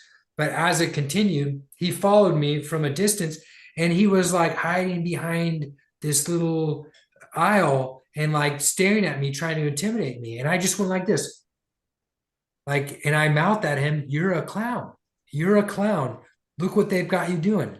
And that's all he could do is be infuriated. Right. And this isn't like, there's not a lot of value in doing that. But I guess my point was is that um, when you know who you're dealing with as far as the hierarchy goes, you can have these more that's not intelligent, but these more fruitful confrontations with them where you can test what I'm saying is true. I've had a fruitful confrontation with these one folks, Yeah. possibly Luciferian folks that were outside my mother's doorstep when I was living with my mother, and so, I don't really know what they were about, but I asked them. They're playing loud music at night, and I looked out the window, and they were on the corner, and I didn't recognize them. So no, they weren't normal. They weren't from the neighborhood. I didn't recognize them from the neighborhood. And I just leaned out the window, and said, "Hi, folks. Is anyone trafficking any organs or anyone transmitting any organs or anything like that? You selling organs? You selling any kids or organs or anything like that?" And they go, "Well, it's time for us to go." And they left. Exactly. And they Because left. that's exactly what I'm talking about. That's You what got I'm to talking about. recognize Yeah. Yep, you got to recognize who's what, you know, at any given time. And if you can catch it in real time, like you did, Robert, and that's, you know, then they don't want that type of exposure, They right? don't want to talk about it. Yeah, And so they leave. So that's yeah. the same thing. Like, check this out. eBay. Okay, I'll contact eBay or some other payment corporation that is holding my funds for review. So and so and such. So hi there, how you doing? Oh, I'm doing good. How you doing? Well, I'm a little pissed off. Why are my funds held for review? Is that some form of is that some form of like punishment or something? Why are y'all doing that to me? Is it some kind of I had the words on the dear God, what's the word? Um say it one more time, God. Please, God, tell me what the word is. Okay, so what's it called when you get discriminated against? Algorithmic, Prejudice. no, algorithmic discrimination. That's what it is. Algorithmic discrimination. Okay. So I'd ask the guy at eBay or wherever, do are you algorithmically discriminating against me? And he goes, well, hold on a second. eBay doesn't discriminate, and then he gives me the funds. The funds are released that night. So, it's Can you I just want to share something of just what got you to know what questions to ask. sorry, Robert. I just want to quickly share this while I remember because Robert told me off a couple of days ago, Andrew, right? Because what you two are talking about, Ro- Robert said to me, well, he didn't, right? This here, I was walking home the other night. This is it's a strip joint now, a table dance, and I've been married in there twice. It used to be a registry office, but anyway, I just want to share this because it's very relevant as to. Let me just put the sound on. Great name for a club as well. Here we go. Right, so it's just about to. This is an old bar I used to go to. Fridays isn't as busy as Saturdays, obviously. This was the night before last. Because well, especially as the summer's coming now. Yeah, we got all the delivery drivers waiting to get their takeaways round. And so the people on a Friday, we're just coming up to some action up the road here. And that's an old bar we used to all go in and meet up when we was young. And it looks like it's still pretty popular. I don't want to fight or anything. So I'm gonna skip round. And nice to see a few of these fucking. Watch it, fucking idiot! Watch it. Right, he just bumped into me, the fool. And have some respect.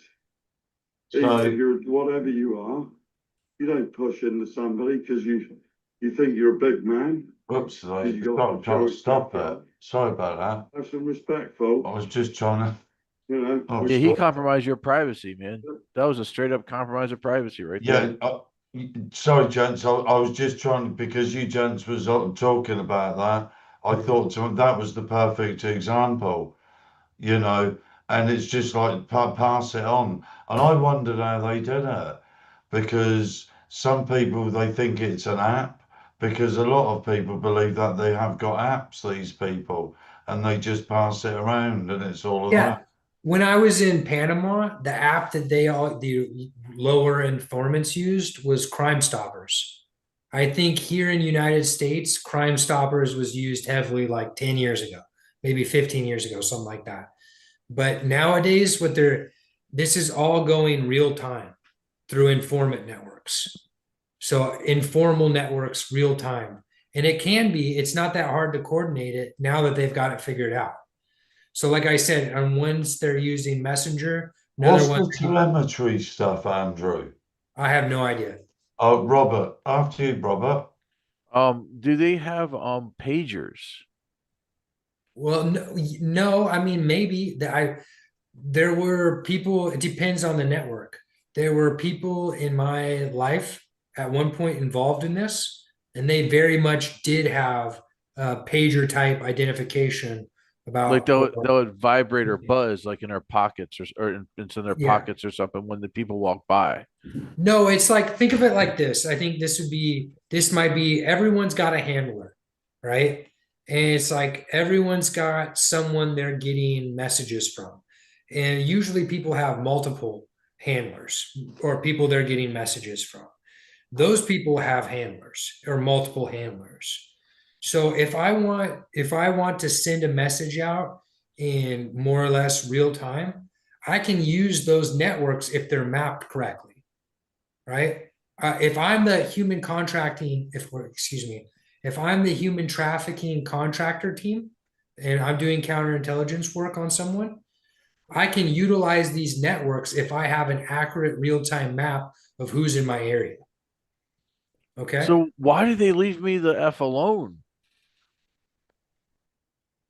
Why Uh, why the why did usually the only time people get left alone is if uh, they get honey potted and they've got someone actively poisoning them. That's a common one. well I got honey potted around I think it was but that was before it started to decrease because it started to decrease after I had my job. That's when well, it that's you when could it that's when it you started to decrease. it's basically it doesn't decrease, it just the focus of it changes. So more specific outcomes are being trying to be derived. And to get more specific outcomes, you need a more willing participant. Okay. Because I can only brute force hack someone so far. Right. But if I want you to be like, I don't know, working at a certain job in a certain position or have a certain wife, or, you know, What do you mean brute force hack? What do you mean by that?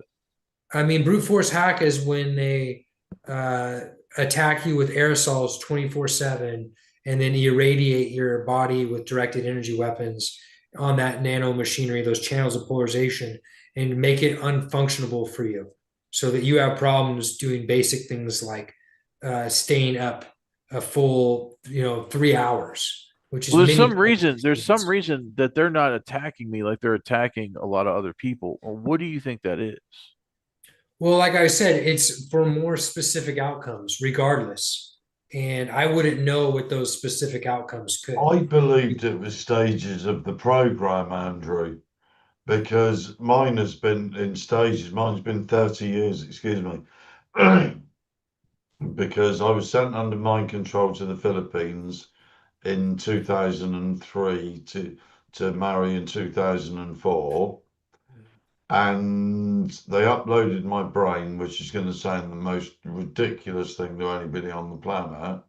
They regressed me back to childhood, uploaded my brain, then put me back in my body in 2004 after they bankrupted me. They took me that I was in the dark side because they'd used magic on me, and they woke me up in church and brought me back into the light about 18 months ago, Andrew. They'd actually turned the lights out for that length of time. And a lady, the Emmapreneur, and her partner, Gray, he's an ex-Satanist. And Yeah. he explained some part of this to me. Well, I would say that that's exactly what I mean with specific outcomes. And those are all very specific outcomes that you're going to need to set up specifically in someone's life. And to do that, you talk about counterintelligence teams. That's like the Olympics of doing I this was work. going to say the network must have been incredibly massive because they passed me around like a fish. Well, it is incredibly massive, right? And then Yes. that's when we get into the old world monarchs that are in charge of all of this. That again, some people refer to as Satanists and Luciferians, but it's old world monarchs, and they abdicated their thrones back in 1840 and started corporations. So they're still very much in the family, in the world, in this world, ruling things from behind corporations. And that's why people think that corporations are the real power behind the government, because they are. But again, the corporations is just a face for these old world monarch families. And if you like, just for example, like the Windsor family, right? You're British. The Windsor family is actually German, right? Yeah. And those German families, if you trace them far enough back, are actually Northern Italian. And Saxe if you, Coburgs, isn't it? yeah, and if you trace those Northern Italians far enough back, they're actually the senatorial class of Rome. All right, so they're all cousins that have bred out to these different kingdoms that they've conquered, and so that's the network that's paying for everything.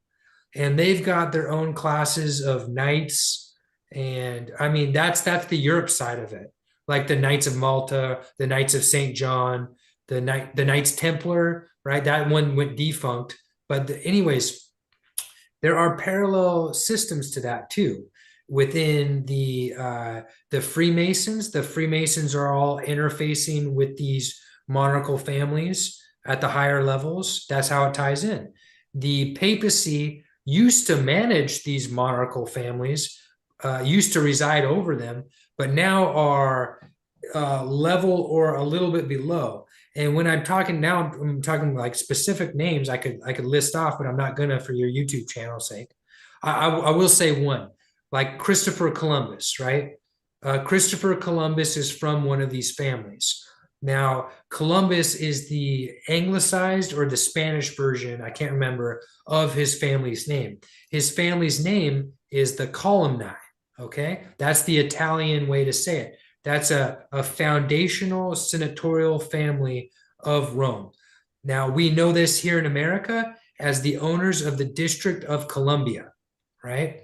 That's why DC is named DC, because they were the main family behind the creation of the United States. The country, the country is named after them, right? And just to like, another way to think about this is we know this in modern times, this happened. Cecil Rhodes, right? The guy that was created the Rhodes Circle that went on to do the World War I conspiracy, had his family had Rhodesia named after him. Okay. So this is not a new thing by any means. And it's not because it happened 3,000 something years ago that it stopped. It's a continuous thing that's happening every few generations. A new one of these families becomes more powerful, but they're the ones arranging things behind the scenes, this whole this show that we're seeing. And Robert? I don't know why I got so far Sorry, off. Robert wanted to ask something. Robert? Thank you. Yeah, that's interesting. I was thinking about something. I kind of held that thought while you were doing the explanation. In terms of non-terrestrial forms of governance, are you aware of any? Well, so that's what I'm talking about right now. Non-terrestrial. Yeah. No, it is one and the same. The people that are the monarchical families, they are part of mystery schools. And that's like Freemasonry, for example. They head these things up.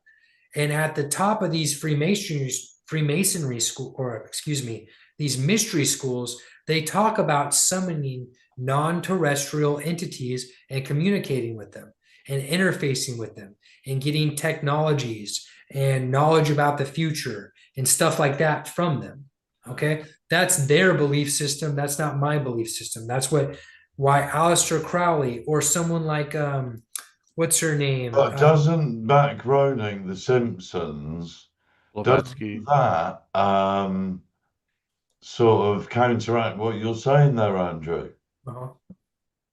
In somewhat, because they all. Oh, like Matt Groening? Yes. Yeah. Oh, Matt Groening is part of the club. Yes. He's one of the That's what I'm knights. saying, they are perhaps getting information ahead of time. Well, oh yeah. I'm just saying that this isn't my belief. This is their belief system I'm talking about. And the reason I know their belief system is because people like Aleister Crowley has very clearly said what it is. People like there's a lady more recently than Aleister Crowley. She's the one that did the bloodletting or the spirit cooking. Marina Abramovich, I think it is, something like that. Marina Abramovich. It's very close to that. And I think that's her name. But people like her, why are these people interfacing with the richest people on the face of the planet, in the public, and all these celebrities, right? Like why is why was Epstein's Island covered in these occult symbols?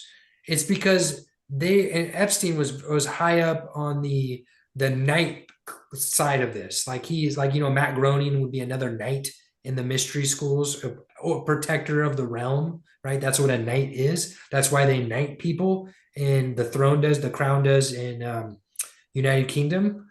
But uh, Epstein would be very high up in this, and his partner, Ghislaine Maxwell, her father was when he died, he actually had the Israeli equivalent of a 21 gun salute. Now, Robert Maxwell. Yeah, Robert he was the editor of the Daily. He owned a newspaper in Great Britain. Exactly. He was a triple agent of Israel, France, and Great Britain. Okay. So why would there be a triple agent, and why would he get a 21 gun salute in Israel?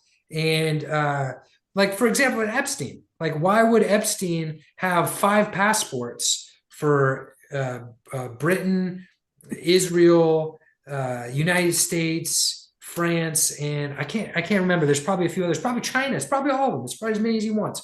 How are all these governments interfacing with each other? And that's because they're interfacing through these mystery schools that these monarchical families set up a long time ago. So in Great Britain, the main mystery school is the Druidic line. If you look at, just to make this relevant to Roy, if you look here, it's Freemasonry. If you look up, and Freemasonry is very big in the United Kingdom, but the one that orders on top of that is the Druidic lines. If you look up Queen Elizabeth's inauguration, she's like or the day before her inauguration, her real inauguration, she's got like reindeer horns on, and she's like wearing a green robe. Yeah, you know what I'm talking about? Yeah. Yeah, she's going through the Druidic rites, the mystery school that her side of her part of this equation is part of. So if you ask Queen Elizabeth and she'd answer you honestly, you said, "Are you a Satanist? Are you a Luciferian?" She would go, "No, I'm a Druid." Okay, right? So the people that run the corporations, the people that run the financial centers, the military, all of that are connected through these mystery schools. And they run China, they run Russia, they run all of it. So as a targeted individual like Roy, if you went to Russia, it wouldn't stop. The Russian apparatus would pick you up. Well, when I went to Spain, Morocco, Australia on a cruise with an ex-lady friend, it didn't stop. It followed me everywhere. So, Claire, did you want to ask something, darling? Yeah, I'm glad to hear that you know that information, Andrew, because I've been studying this since ancient history, raised in the culticism. So the Mormonism, yeah, 1776 Illuminati created, and then the Freemasonry, Knights of Malta, and all that history. Here we are today. So it's all interlinked with the bigger picture. And then obviously, the pattern is like I researched recently, Roy, in England, the NHS, how they are going to be, this is where they come after me again recently, a letter Saturday. Oh, what's your phone number? Yet they got all this data. It's an excuse to use, which I had to read hours of research yesterday, was reference to the new AI technology companies. Oh, yeah. It's with conjunction American technology company, which I looked at the original foundational company, and it's tied into AI software and hive mind. I mean, when you're looking at the hive mind, the brain interface technology, the patterns they've always had, like behavior patterns. Yeah. One of them's behind me. And like you're saying, Andrew, earlier about the nanotechnology has always been here. I've been a sky watcher for years, weather modification. Alleged, I've got to be careful what I say because this is on your channel, isn't it, Roy? Well, don't worry about It's like the weather engineering, and then the sun stimulator in front of our natural sun. It's like this website, geoengineeringwatch.org. Dean Widdington, the guy who runs it, And it's been going on for years and years and years. And like you said about Chem Buster, I saw that video years ago. And there was a guy in France who actually made one. And I wished I would lived over there because it seemed so clear, the sky, when he made it, to bring up that area of clearness around him. And if I was lucky enough to be in that environment, I would have been there a long time ago. So like what I do with the natural health is what I do, everything possible. But like you say, because people's tried magnets, haven't they, Roy, and all different aspects to Yeah, try well, and Andrew shared something earlier, Claire, before you came in that he's actually made. And okay. yeah, and I'll while you're talking, I'll actually find the page again on Andrew and I'll share it again, Claire. Oh, that'd be good. That's really good, Andrew. So how long have you been in the TI? Unfortunately. Yeah, I've been targeted for 10 years. But Well, back to, well, that's just the active part of it. But okay. Which one was it, Andrew? If the chemtrail buster, it's farther down. No, the one that you had the demonstration of. Oh, how to destroy RFID chips. The Oh, third that's that one. wow. Yes. Right, so we're gonna Have you play. got a YouTube channel, Andrew, or a It's website? Rumble. It's Rumble. Oh, could you Okay. post the link in the chat so I can I'm gonna actually... do that now, Claire. That's a commercial. Yeah. It's a commercial. All right, mate. Not using the salt trick yet. You're at serious. And that's a commercial as well. I say this because Right, there we go. And you, That's a commercial. Oh, No, that's that's not. I reminded you that you have done it before and what it was doing, and you've been doing it since then. And But just that's the device right there. Hold on, wait for something Papa. like that. And I coiled it like this. But it's gotta be stripped, don't The it? issue though, Roy, is that you guys need access to stun guns, and in Britain they're illegal. The electrode, and the other side is gapped. And then you can see, so you just strip it like you would a wire, you just strip it. And that's what You I'm wanna gonna strip the whole thing, right? No. You keep the regular part of the wire insulated, right? So that's what I've done here. You can see, excuse me. But underneath the hot glue, they're insulated. The only thing I did was strip these ends. I stripped this end, you can't see that. That's the side that's hot glued. And I stripped this end, that's the side that spark gaps. And here, I'll set it off in the pan. So both the ends are stripped, but the rest of the wire is kept together. Now, the reason I use the cardboard is to keep this spark gap at the exact right spot, okay? I'm not the inventor of this. This just makes a very, very weak electromagnetic pulse. That's all it does. It's a very, very weak one. It can't even disable electronics. There's nothing illegal against this. What you do is you press this against your skin. Do not be afraid of this. You press this against your skin. You keep your hands away from the spark gap, okay? The spark gap is like a stun gun. This is a stun gun. So you keep your hands away from it. And a certain field, electromagnetic field, it's called a toroidal field, is produced from this coiled wire. That's why we coiled the wire. Now, when you press this to your skin,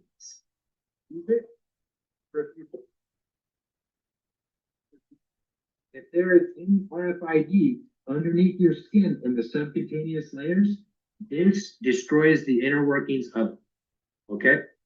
Those RFID chips aren't completely destroyed. They retain some functionality. I believe GPS. I'm not sure. This is just based off anecdotal evidence of experiencing this. I've been doing this for a while. So I have some experience with this after disabling the majority of the functionality of the RFID.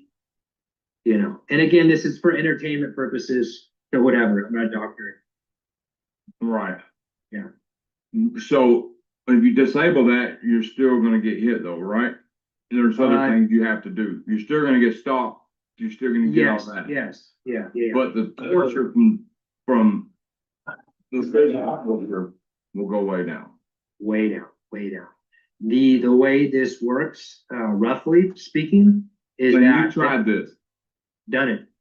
I'm well past trying it.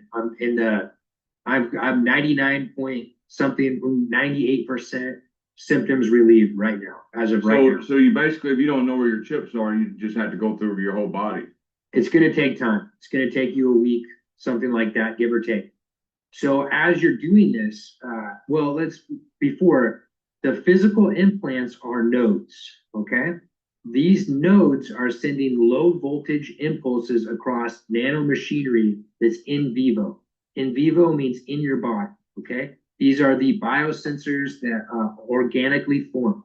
They're in the air, the food, and the water. I'm not going to go too far into that for the sake of Dave's channel. This is for entertainment purposes only, okay?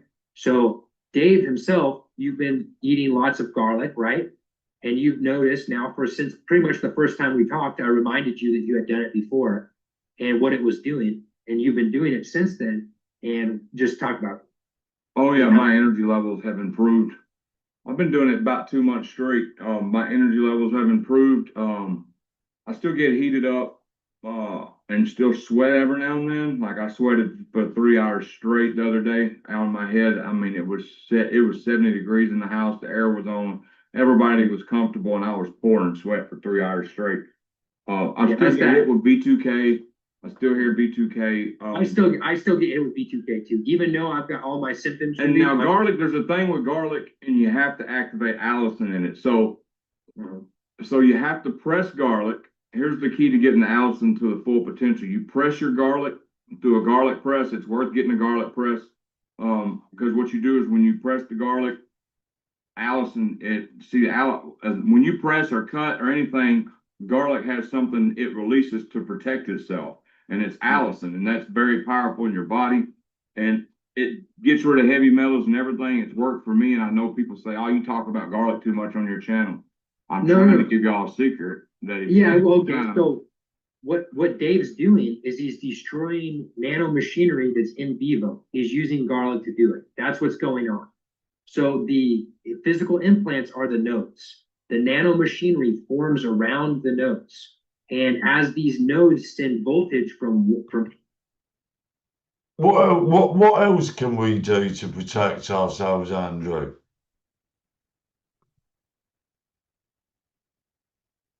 I can't hear you, mate. There are so many solutions once you understand what's going on in your body. So like the easiest thing you can do right now outside of the best thing, excuse me, outside of deactivating the implants would be clean your colon. When your GI is moving, your gastrointestinal tract is moving quickly, the food you eat is being exited, or what's the right term? I don't know. When you're pooping it out in a quick way within 12, 24 hours or something like that, what you're doing is you're destabilizing all that nanotech that's accruing around the upper and lower intestines. All right, because that's the first area the nanotech really parasites. And it makes sense if you think about it, because it needs to steal resources from the food you're consuming to grow itself. So it's always going to take over those areas much worse than anywhere else. Now, your colon ends up becoming like an anchor in your body, ends up becoming like a catch where a lot of this nanotech can remain unfettered by the processes of your body. And if you think about it, again, that makes perfect sense because your colon is the biggest cavity in your body. So basically, just the first thing you can, the best, easiest thing you can do for yourself is to regularly cleanse your GI and your colon. Thank you. I want to share. Thank you very much, Andrew. I'm not playing an eyesight. So Andrew, I want to ask a question about natural law. Like, do you have a sense about how that entails? Yeah. Like some kind of solutions-based approach using natural law? Oh wow, yeah. Actually, I do. It's called truth, love, and freedom. When enough of us live in truth, love, and freedom, and not their opposites, we'll get through this. Okay, so truth, love, and freedom. Truth, love, and freedom. Is that sort of like the kind of like the culmination of living a life based around natural law? Yes, exactly. That's it at its core. This is not my work. That's Mark Passio. Hmm. Yeah, you brought up natural law. I'm sure you know Mark Passio. I'm That's familiar with his, Mark Passio. Yeah. yeah, that's his work synthesized. But yeah, Yeah. it's truth, love, and freedom at its core. So the other thing I want to ask too is like order followers, people who follow orders. Like, do you believe in his stance that he says that all order followers are bad people? I mean, do you believe that, or do you have a different stance No, than that? no, not at all. It's there are so many reasons for people to be where they are on the other side of this human trafficking, and a lot of it is entrapment, and some of it is lies, some of it is threats of murder. But basically, uh, I don't blame them, but also there's a fear aspect to this that is their fault. They should not be in fear of doing the right thing. If the right thing involves turmoil in their life, then at some point they need to take responsibility and attempt to do it. If Yeah. you believe that this life is all we have, then that's going to be a very hard thing for you to do, right? You're going to be afraid. That fear is going to keep you from moving forward. But no, I believe in the power of redemption and salvation for all of us. So do you believe that? Okay, so I told you about how like you told me how like when a person's targeting is affected by the honeypot scenario, and I had one of those in my life earlier. But the thing of it was, is I felt that every time I would do something specifically, even after that type thing happened a while back, that it would start to reduce. It would start the gang stalking would stop. It would be like I would call 311 and I'd ask them specific questions.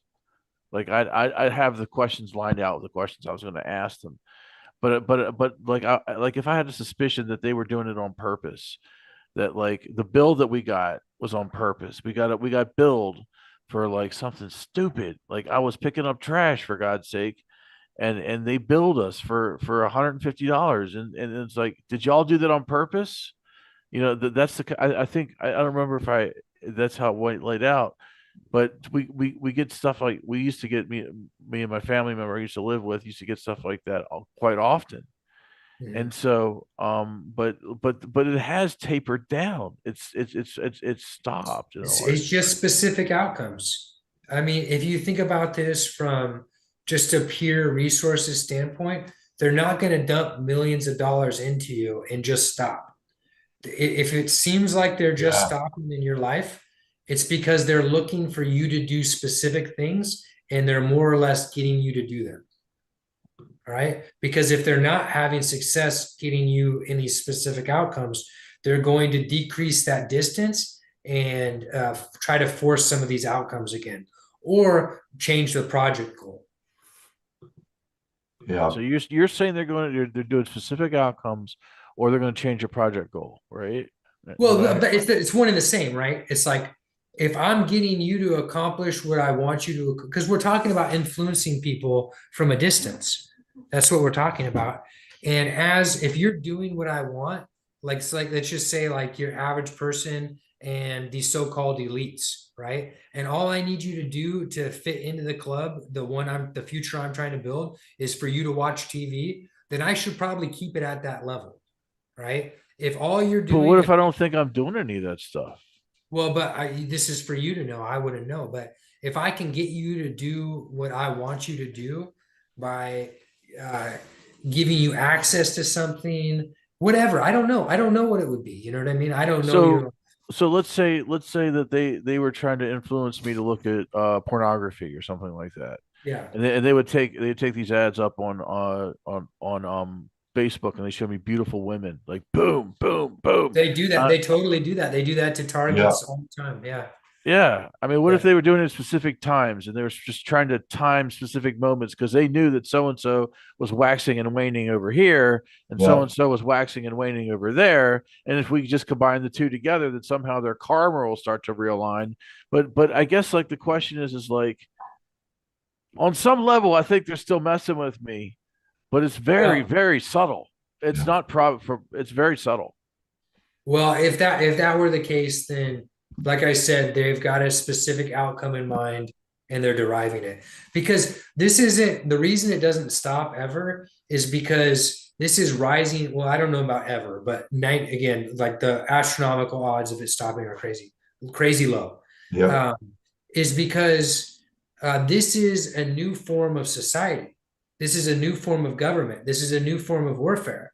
The more people that they can wrap into this, whether you're on the perpetrator side or the survivor side, is good for their overall objectives. So they're just going to try to increase the radius of who this is affecting at all times, always, until they're stopped, which is the time we're moving into now. But Well, again, what force is powerful enough to stop these people?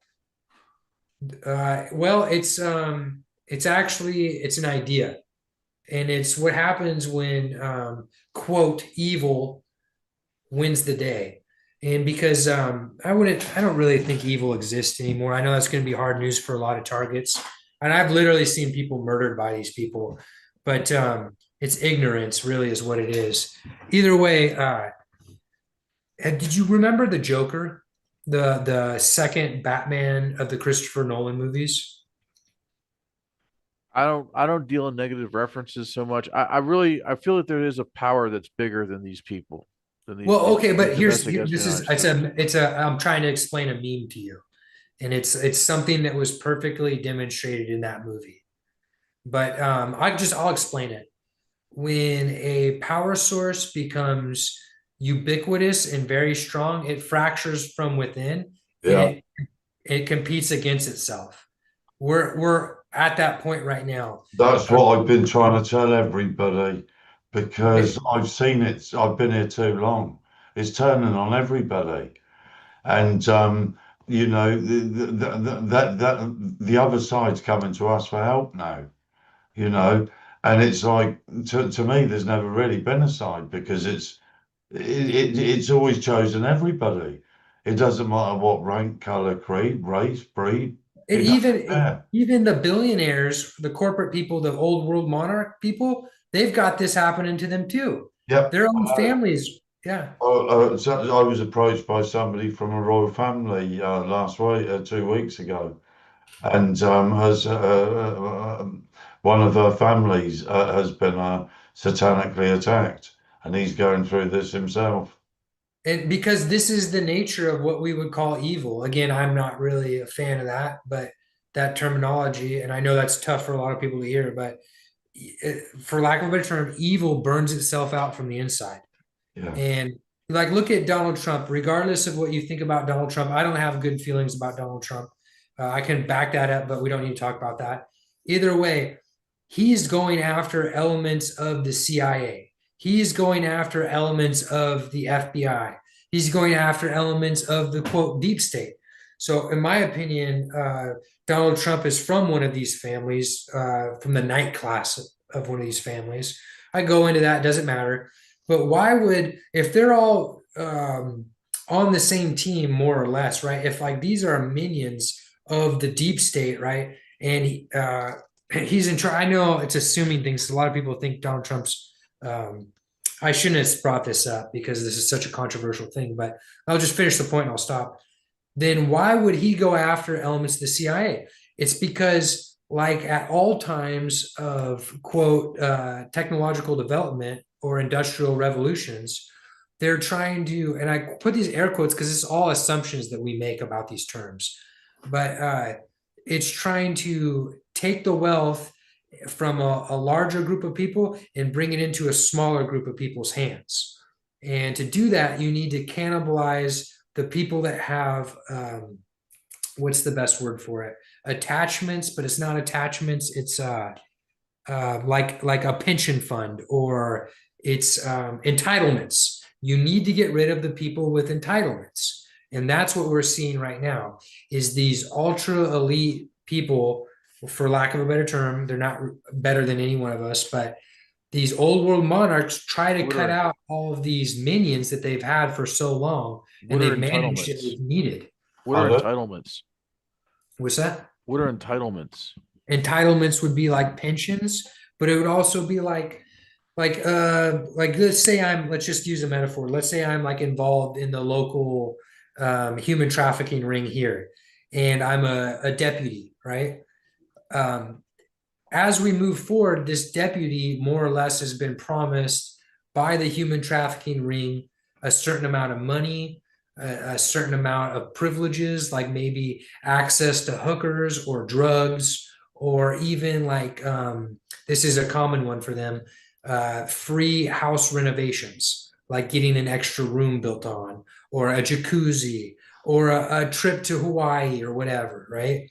Well, if the people that are running the show have a means to cut them out, they're going to cut them out. And nanotechnology is those means. So what are they really worried about? The people that are managing the show, the old world monarchs, they're worried about not being able to fulfill the entitlements of their minion class. And they've promised too much to too many people moving forward. Again, that's the Agenda 2030 thing. Like there's not enough resources Man, you for know a lot of information. I am just amazed that the stuff that you know, man. That's incredible. dude. It's just like I said, this is all I know. I've been guiding the conversation into what I know. You know what I mean?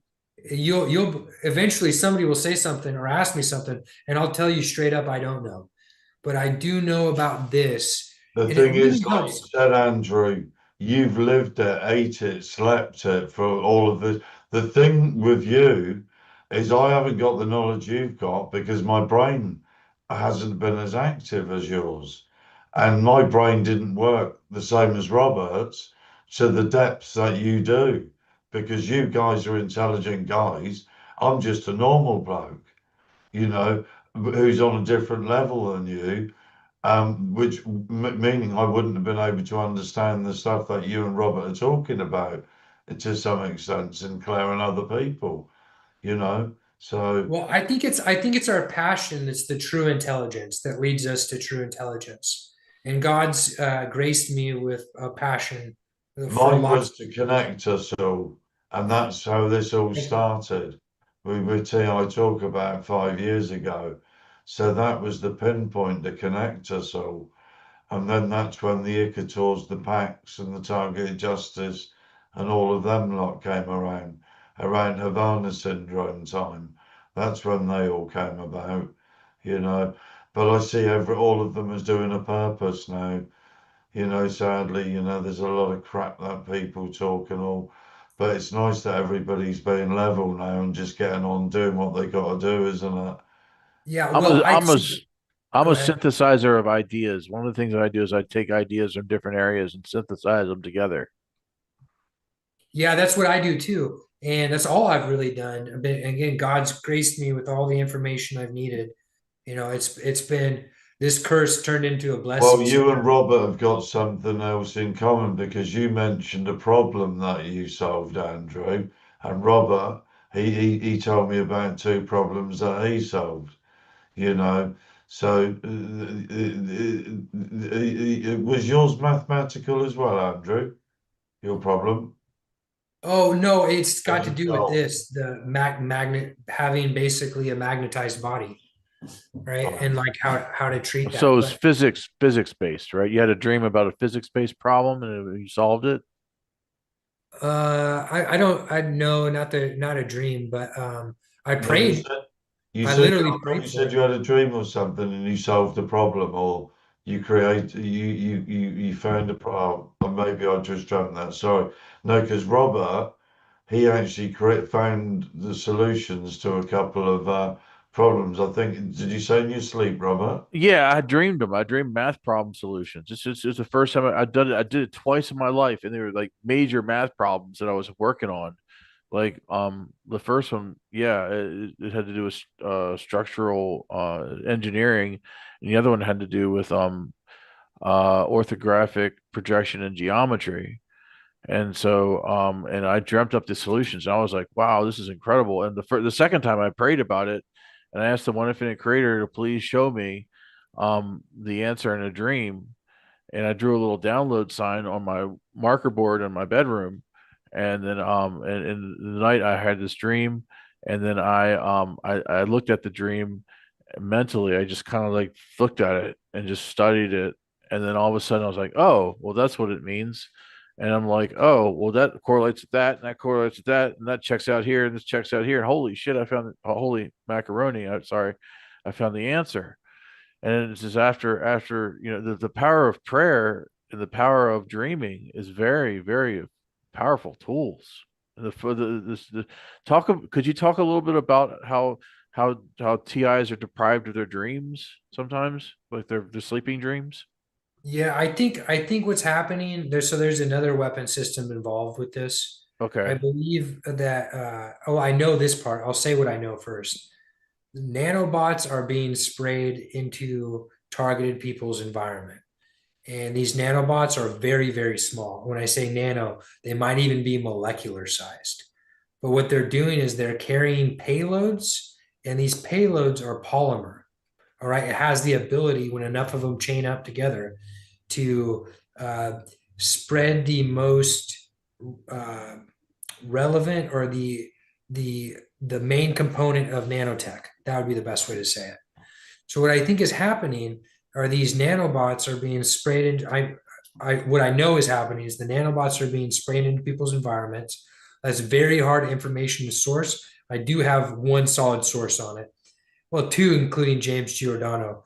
But what I think is happening is that these nanobots are crawling in to the orifices, the eyes, the genitalia, and the mouth.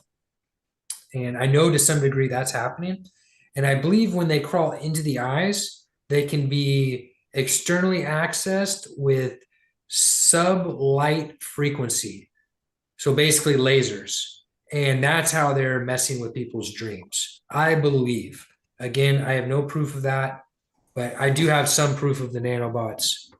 That's how I think that's happening, the dream manipulation. Now, what do you think about, okay, so some of the people who are more spiritual in nature, I'm blending ideas here. What the some of the people who are kind of like have that kind of spiritual approach to dealing with this might say that one of the more effective tools to dealing with this might have to do with the power of repentance, like the repentance of maybe prior mistakes made in earlier lifetimes, or previous lifetimes, or previous agreements that we might have with other situations that we have to break first before we can break free of this. Do you think that's relevant? 100%. Yes. I think that's like the greater overarching thing that's happening in targets' lives to some extent. I don't know. You know what I mean? Each person's story would be different. But the the spiritual manifests into the physical. We draw these distinctions because we need to talk about them. But really one thing leads to another. Right. So like, yes, there's like a spiritual tie of why you're here doing this battle, but there's a physiological solution to help you along that spiritual path, like detoxing, for example. Yeah, I know. We've covered a lot of the I'm talking more metaphysical, not so Yeah. much the physical, but I mean, like in terms of the idea of Well, repentance. but that's what I'm saying. It's one and the same. We're making these distinctions for the sake of conversation. Like, do you feel that there's something to that? Yeah, 100%. Yeah, I do. I think that yes, there's some sort of bigger story playing out in our lives that surpasses this life. And I think the things that are happening to us are very much part of that. But we're also entombed in this physical mortal shell for a reason, right? So we are a mirror of that. Our physical vestige is a mirror of the spiritual solutions that we're going through. And that's not to say that if you're handicapped, you deserved it. I'm not saying that. I'm saying that there's a greater ordering to everything. And we can access that through our physical, through our habits, right? Like, do you know about epigenetics? Yeah, I've heard about it. I've heard Yeah, about it. Yeah, yeah, I've heard of 100% epigenetics. proven. Yeah, We are yeah. well past the point of conjecture of epigenetics. They definitively proved it in the ancestry of the Holocaust victims. So Yeah, I basically, Yeah. I heard this discussion about epigenetics one time. It's very interesting, and I can't remember the name. I'm sorry, I have problems with my memory, man, and my memory is just really bad. I can't remember the names of people, and sometimes I just forget. It's like, oh, how embarrassing! I hate that. Yeah. Well, I do it too. You see me Gentlemen. trail off a little bit, but get your implants deactivated. Regardless of how active they're going with you at this moment, you will be better off long term to get that EMP stun gun going and go over your body. But you can have physical ailments that can block your spiritual self, right? So the opposite is true. You can have physical habits that enhance your connection to your spiritual self. That's my point, is that, Say that again. like, okay, so you can have a level of toxicity that will keep you from spiritual understanding, right? Like you can be Right. sick and ill to a point where you're inflamed and angry. And this anger, this emotion, right, can keep you from empathy, right? Yes. So Okay. Okay. another way to think about this is from the opposite side. If I I had no develop, empathy. I can totally relate to that because they can block every emotion, so there are no emotions. and that's through states of inflammation or blocking your spiritual self, right? So the opposite is true. If you can be blocked through states of inflammation, then you can also increase your ability for empathy, for example, which is, Right. according to Jesus, the highest level that we I have here in the believe that material. 100% because that's what's happening to me. Because they blocked my brain for 30 years and they only brought me over from the dark side 18 months ago. So they did this to me at 33, and if I get to July this year, I'll be 63, 63. So this will be 30 years. And I said 28 and a half years into the dark, 18 months into the light.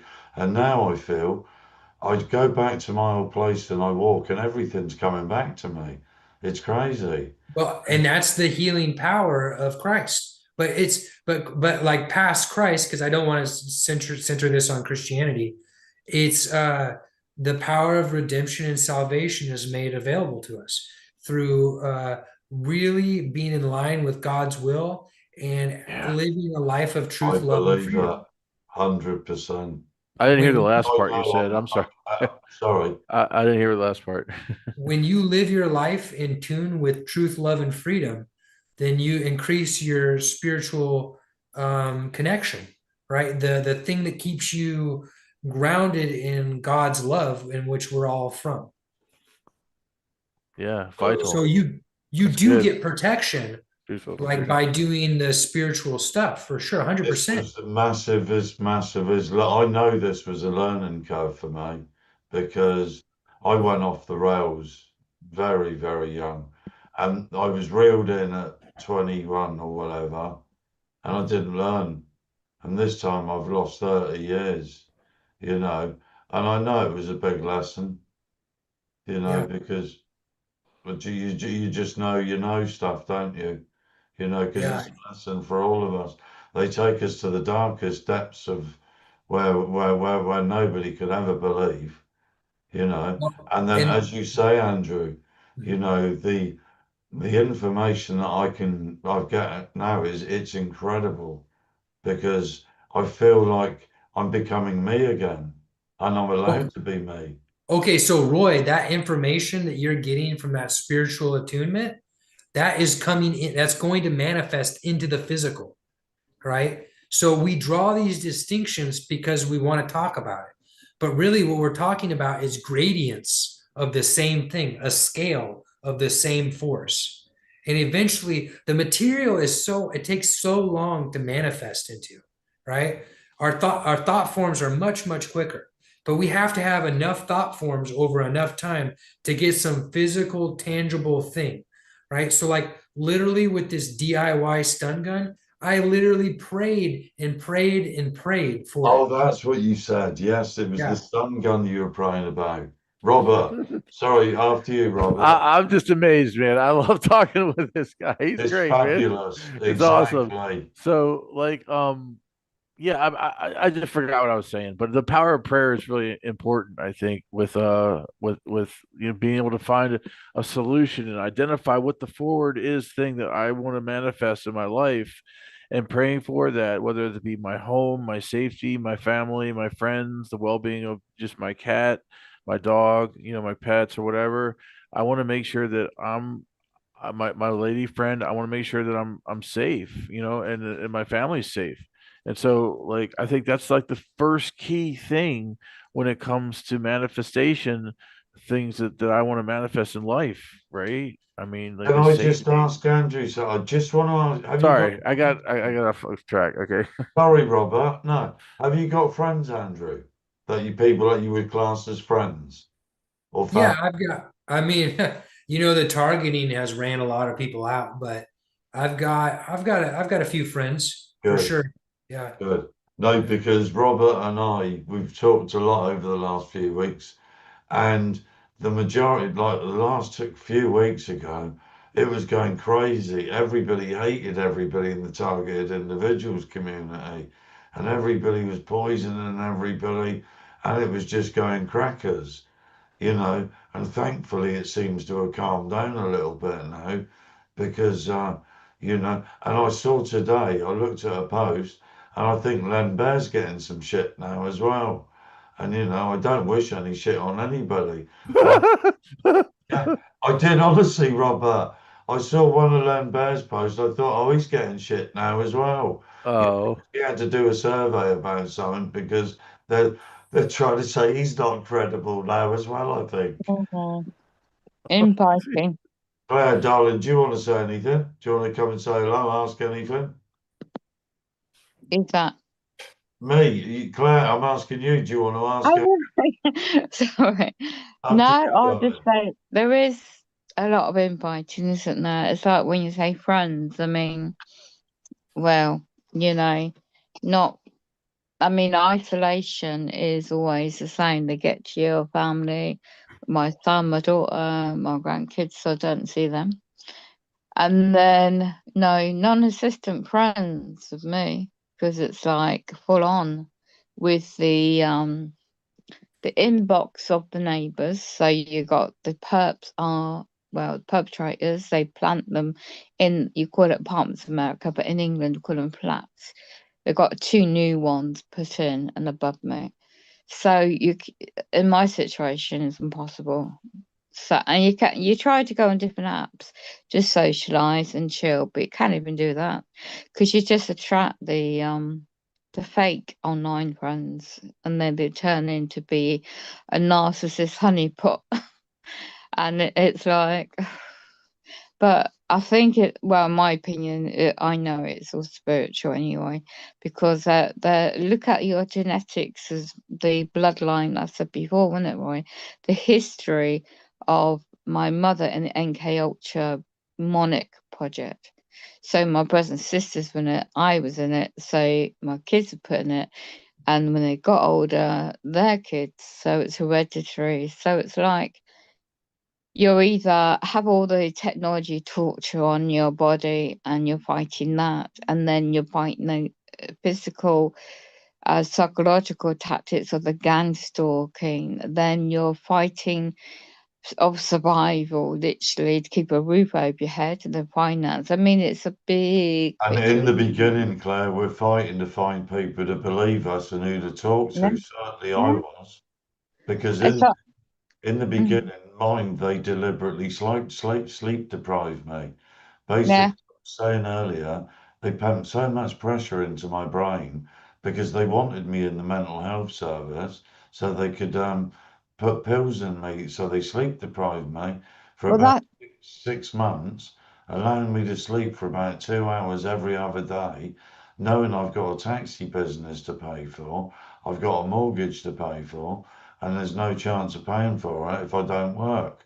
Because this was the plan to get me over to the Philippines to get married. They were putting all that in place then, so Yeah, because it's like if I look back how I got into entertainment industry, TV, radio, modelling, all the past, and the people I met, and so what you think, Andrew, was it you said about News of the World editor, former for Yes, them? yes, Robert Maxwell. Yeah. Well, I met him personally years ago because when I and Andy Coulson, and then I know how they got into 10 Downing Street. It's only because when I was set up in 2002, the serial killer situation, and I was in the international and UK. I mean, I was put into all the public eye, pushed into it as the only survivor of what happened. And they had to label me then with, like you said, Roy, a mental health label, Yeah, or trauma based, because I was literally close to death and I survived that incident. But it's still, they have to trigger. The trauma was quite bad. So all those years ago, they still have to trigger. But I'll go back and remember that incident when I met those guys because they wanted to run a big spread of my story because apparently some stupid police with a press deal, brown envelopes, handshake of the Old Bailey in the pub opposite, I witnessed. So they leaked a story or something, and they weren't going to pay me for the big spread of my side, what happened to me. But I was put in a great big hotel in the Hilton in London at the time, and I was a member of the journalism union of the journalists, because I was trained to be a journalist at the time as well. And then, long story short, is when I got invited to the old Sun News the World head office in North London. And that's when I met them in the office and talking about the deal. And I got driven over into their offices, and it's quite a huge place. Obviously, it's all sold off now, and all these years later, we heard about scandals, didn't we, about the paper and the people. And it's like I happened to be in mixing with these people years ago. And then years later, not knowing I'm a TI at the time, realised, well, it's not a coincidence I met these people and went this, that and the other places. But yeah, you survive all these were incidences put and in they places you went along the way, Claire. it's like that movie. One of them, I've seen these symbolisms and sliding doors and it's like parallel worlds, and it's like here I am at my age now, and it's like I'm still here and still going. But this new torch now, I've become aware of what the technology is, the patterns, the documents. Yeah, So once you got the knowledge and the documents, it's a bit like Kathy O'Brien, wasn't it? She talks about what happened to her and being put in the place of being, was she used as a sex slave for the White House and no, that those. was Marilyn Monroe, wasn't it? Do you know? I know there was a Bruce, somebody, Bruce Taylor Bruce or something I read on that website. Oh, right. Mm. And I didn't know if Cafe O'Brien was passed about within the because that is quite like in the movies and shows you hear about Eyes Wide Shut and all that kind of thing. But that goes on in that you said something about earlier human organ trafficking. I mean, it's the past. Who knows if it's, with the NHS in England, what they're doing now. I mean, transhumanism. It's like we are the guinea pigs for the rest of the population around the world. I look at it that way, non-consensually. Well, it is Kathy O'Brien. You know, CI Project MK Ultra. And this is Kathy's book, Transformation of America, 1995. Yeah. Yeah, that the Stargate project happened, and I was put on the program for the second time. The Stargate, yeah, same thing as the Stargate. I've been interested into that. What that? Well, Disassociation. Yes, that's what they labelled me with. yeah. Yes, well, that's what they do. When you say the trauma based, it's I don't know, Andrew, are you familiar with the trauma part of it? Yeah, yeah, definitely. Could you go into it a little bit, please, my friend? Well, I think that every targeted person has got I mean, another way to say this is the updated, the modernized version of what was happening to people like Kathy O'Brien, but even before that, during the church commission hearings, the church hearings, whatever, Yep. where Frank Church was talking in the 70s about the CIA Operation Midnight Climax would be one of them. I can remember off the top of my head. It's a pretty salacious one, that's why. But there was so many of them. And that was all done with different weapon sets that are used today, but aren't the main focus because they developed the extent on which they could use them. Like for example, LSD, which was Operation Midnight Climax. The whole thing was that they would get Johns dosed on acid, and then they had hookers that they were on the payroll, and they would kidnap these men and dose them over and well. So these Johns would come in to have sex with the hookers, and then they would be intoxicated with rohypnol, something like that, brought to sleep, and then they would be dosed over and over and over for anywhere between 6 hours to, I think the longest one was like 3 months or something like that. And they were doing that to develop LSD as a weapon system, how far they could take it. Well, they took it how far they could that I'm aware of, and it's just not feasible to dose the whole public with LSD all the time. If it was, they would be doing it because it is effective at inducing subliminals into someone to get it past their conscious mind. That was the old trauma-based programming, was to develop the old techniques, right? Since nanotech, which has been since the stuff in the sky, which is roughly 96, is widely used on the public. They've been trying to build this system, right? Which is the nanotechnology directed energy weapons platform. And then again, using lots of other things they already developed, like blue lights, different chemicals, stuff like that. Um, every targeted individual is going through and has gone through trauma-based mind control. Right. It's just being remotely done because that's where they're, and remote, it's not that remote, right? Like these counterintelligence teams, they'll put people in your life. They'll enter your life, right? Yeah. Honeypot you, so forth, so forth. But beyond that, kidnap, rape. I mean, it gets really, really dark really quickly. Very much so. Yeah. Well, they set me up as a rapist about 6-8 months ago. And the lady, she was from Holland, and apparently she was undercover Dutch police, and apparently she had other connections. I found out yesterday. Yeah, So so they tried to frame you. yes, And yeah, and that whole thing is another trauma put onto your life, right? yeah, And so if I am trying to influence outcomes in your life, then we could look at this as trauma-based mind control. yeah, And that would be accurate because in some sense, I'm trying to control your mind and I'm using trauma to do it.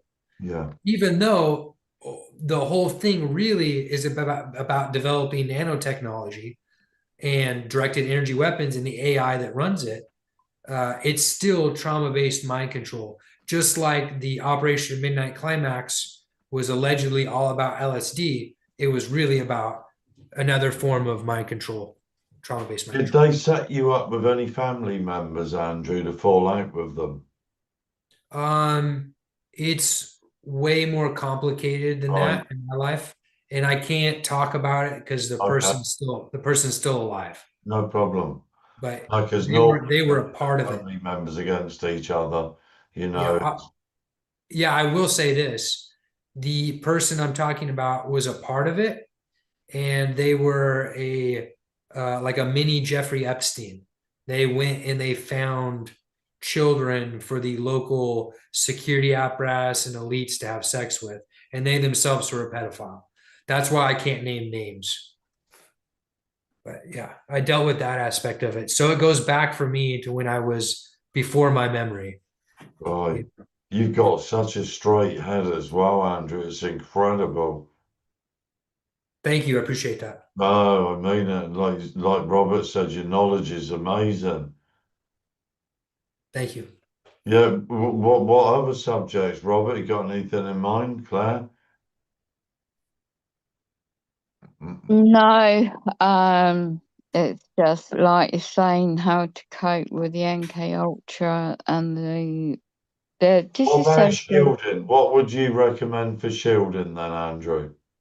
Well, I would recommend that you first disable the implants if you can. Obviously, that's what I'm going to say. But if you can't, like you're in Britain or something like that, eating as much alkaline food as possible That will. stun gun, how much would they be in the States? They're $30 in the States.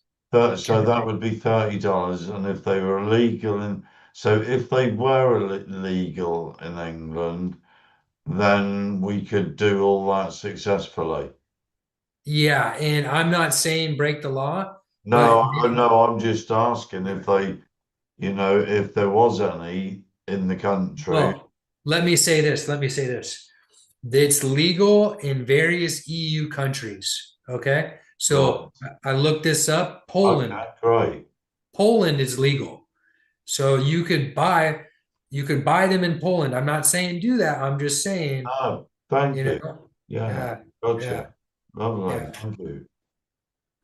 Yeah, because But either way, if you can't do that or you're afraid or whatnot, no, eating an no. alkaline diet. Well, no, right. I want to find out about that as well because another thing is banned over here is obviously the jammers that jam the signals, which our great friend, the late doctor, the late, I should say, John McAfee, because he was living in a Faraday cage with his wife Janice, Yeah. and he had an eight-way signal jammer. And they tracked him down in the end, and because I think he'd given up. He was sending he was filming on his Twitter account out of his Faraday cage, and you know, it was only a matter of time. Bless his heart, rest in peace, John. Yeah, I think yeah, that was a sad thing that all happened there, but I think that's kind of what he wanted to do. It seemed that he wanted to get out of it in the end. He had enough, didn't that? Yeah, because when you're being tracked down like that, hunted like an animal, and on the run from the world, and dealing with this as well is people don't realize how lucky they are now. I shouldn't say that, but I was a lone targeted individual for many decades. Then a long time. And then I started connecting on Twitter about 15 years ago. And people now, they've got access to people. I had no access to nobody, just Twitter and all of that. And, like your knowledge and Robert, you're the future now. You got to keep this going for the rest of because I'm getting older. So, and you know the latest technology, you guys. And you and Robert, you speak on a level I don't really sort of. I'm a bit well, not I just I'm sort of getting it, but maybe my brain's been too fried for such a long time, or maybe that I'm just coming back into the learning circle again, because they stopped my ability to be able to learn, Andrew. They stopped any. I had no learning. There was nothing I could take in. It was like everything I was erased. And like I said, they completely blocked my thoughts. And then they unblocked my brain.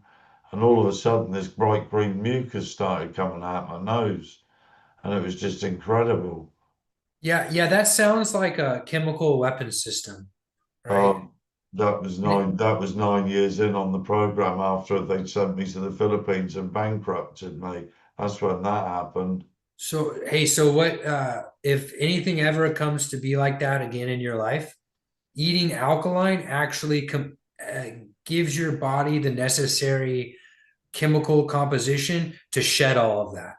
That's how you get rid It of. actually blocked a part of my brain, though, Andrew, because Well, what they did is where they'd done the Satanism, they made my right frontal lobe fold over.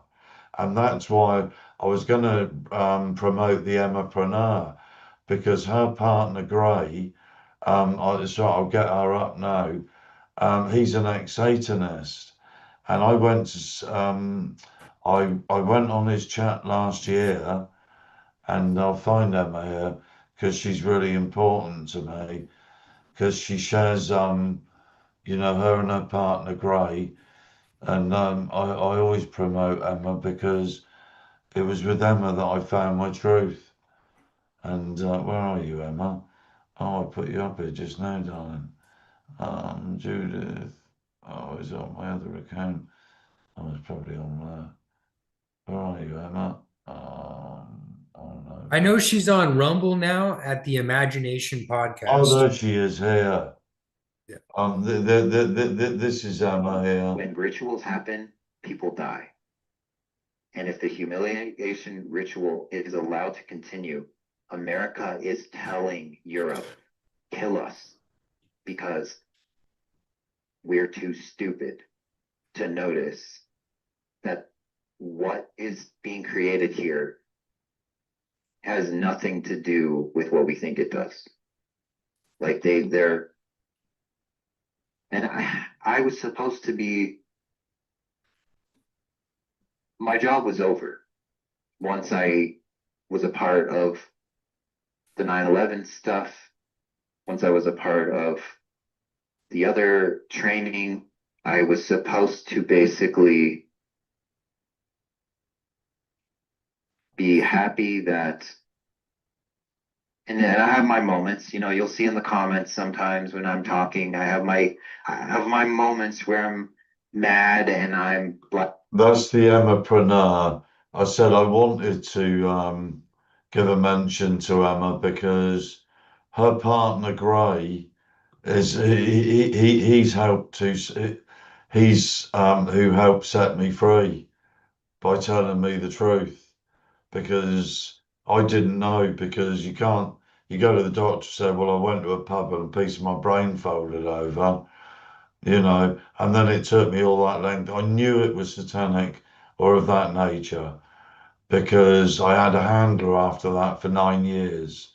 That was my first handler, and his job was to keep women away from me and keep an eye on me and pretend to be my friend.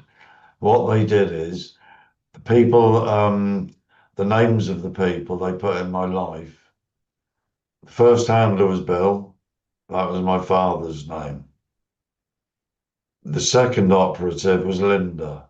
That was the mother of my daughter's name. The third operative was a doctor. That was Steve. That was my first boss's name. So they correlate this to the mind control program. Apparently, they familiarize you with that person. They put that person into your life with somebody that was in my life. Well, that's certainly what they did to me. Can you relate to that at all, gentlemen, ladies? Robert, would anybody like to say It's, anything? it it sounds right. I wouldn't, I don't know, but I do No, know there this are is some how it people like exactly has yourself. been. I can't tell it any other way, Uh, because Yeah. it's just got so freaky. Because then when your brain starts working again, it's like I say to people now, is this for real? Because when I go out there on the pavement these days, all right, it's been a struggle at times, but I'm wondering, I've come back 30 years later. So I'm now experiencing life 30 years later in a new light. Like my friend Robert, Robert's at the moment, and I've been where Robert is, he's in the inside looking out at the world. Whereas many years ago, I was a public figure from 15 and a half to 33. So I was on the outside of the world looking at it in a different angle. So the people that are sort of in their properties, isolated and everything else, I'm trying to encourage to get out, especially for the vitamin D. And as I said, Andrew, Robert, Claire, and Kevin, the pen cams for the ladies or the gents or something is a must. It's the psychological. And with Robert's cards, you know, this, even something like this, not even something like this. Request the truth. Do you feel threatened? There is assistance available. Review this video now on YouTube. Gold is more abundant than you may have thought with a little 505. You see, Roberts picked up on something because everything that's used against us is a psychological operation, as we all know. So we need some tools to fight back because we need to be out there trying to provide for our families, not living in these boxes, not being able to do anything, and so not having any friends and locked in these, don't we? So, like Robert said, we've got to find solutions. So this is where we're at now. We want to find solutions to get the website up and running, you know, and what we're trying to do, and to every targeted individual out there is develop a platform where we can sell stuff for so that when people are isolated, like myself, I couldn't sell nothing because they box you off from Yeah. friends and everywhere else. You can't sell nothing because they own the advertisers and all the local and everything. You just got nowhere to go, you know. So I want to develop that for Targeted Individuals United to help others along the road, you know, as we find ways to build the website and talk about like solutions, Andrew. You know, we've got to all, Robert, and you know, this is Robert, we've got to all work together, and Claire and Kevin and whoever's watching, any comments, any help, you know, with our digestive systems. Robert's mother's going to help along some of these lines, and other people, and people are taking us serious now as well, you know. And Andrew, I'd love your knowledge here as much because we're here every Sunday, you know, and I'm happy to go for 5 or 10 hours as long as people are understanding, you know, and I'm sure Robert is as long as he's not tired because it's great knowledge, isn't it? Like that we've shared so far. Yeah. And the more that gets out, the more credibility we get. And like everything digital, as we all know, it stays behind, it's here forever, isn't it? So this was all done in the beginning for me just for posterity because I thought, well, let's start making some videos. And that was some years ago because I didn't know what was going on. And I thought to myself, well, is the truth ever going to come out? 7 years ago, it was like, yes, Havana syndrome's come out. And then last year we had the CBS documentary. And that's after 15 years of being on Twitter or 14 years. But is there going to be any solutions, guys and gals? Are we going to? Well, I think we've brought up a few tonight, but the biggest solution is understanding that nanotechnology is at the core of this. And once the targets really understand that, they'll get their targeting under control. I mean, as best they can. You've still got professionals in your environment, but they can go out and tell the public. And and because targeted individuals are really the cutting edge of this whole rising technocracy. Yeah. So when Well, a lot of local people have started following me now, and I know that people have started to be kind to me. There's a few fools at the moment, but that's going to happen. But you know, when I go out, I've given a few of Robert's cards out. Even though you get a bit of nonsense now, it doesn't really bother me. I'll say that now, and they'll start playing up, but it doesn't. Because I feel I'm a bigger man than them because I feel that they're absolute cowards. People that would get paid would take crypto, would give, even if you gave somebody, I saw somebody give £5 in the street. I told Robert about this to somebody who wanted to do a bit of street theatre on me to knock my credibility. She gave £5 to make me look like an idiot in front of everybody. So the next time I saw him, I gave him one of Robert's cards. But this is how it works. Like it's everything, it's a psychological operation out there. And like you said, how much is this costing? The money is just endless, isn't it? Well, but that's because this is supposed to be the basis of the new government, the new military, the new policing structure moving forward. Perfecting it. Yeah, so they're going to spend unlimited. But the bigger thing is that everyone's got nanotech in them, and this nanotech is like the world's worst parasite. It's a genetically modified organism, really at its core, because it uses a technology base called synthetic biology, where they piecemeal all of these nasty things. And I call it like a metaphor, just for the idea. It's like a Russian doll disease, where it's a disease within a disease within a disease, like a Russian doll, those nesting dolls, Yes. yeah. And at the center of all these dolls, or this one doll configuration, is this nanotechnology that proliferates. So it's not just that people have got this this artificial nervous system growing in them. It's that their body is full of all these synthetic biology pieces that are also foreign to them. So can it be cleared out? Can they be cleared out of the system? Yes, actually, our tissue is much stronger and sticks to us because it should be there. Our body's not attacking it than the nanotechnology. The issue is that we're being reinfected continuously. And the other issue is that That's the shit that's spraying in the air, or the aerosols or anything. It's also in the food, yes, and it's also in the food, CFCs. and it's also in the water, right? The other issue with that is that there's a group of order followers that still think getting money is better than not getting the nanotech in them, right? And not only realizing that's going to catch up with them sooner or later anyway. Every single person alive, even the people, the Bill Gates of this world, are going to be have health complications. They're doing it to them all. Yeah, they're doing it to themselves. Yeah. And they're doing it to themselves because they have a weird, stupid belief system.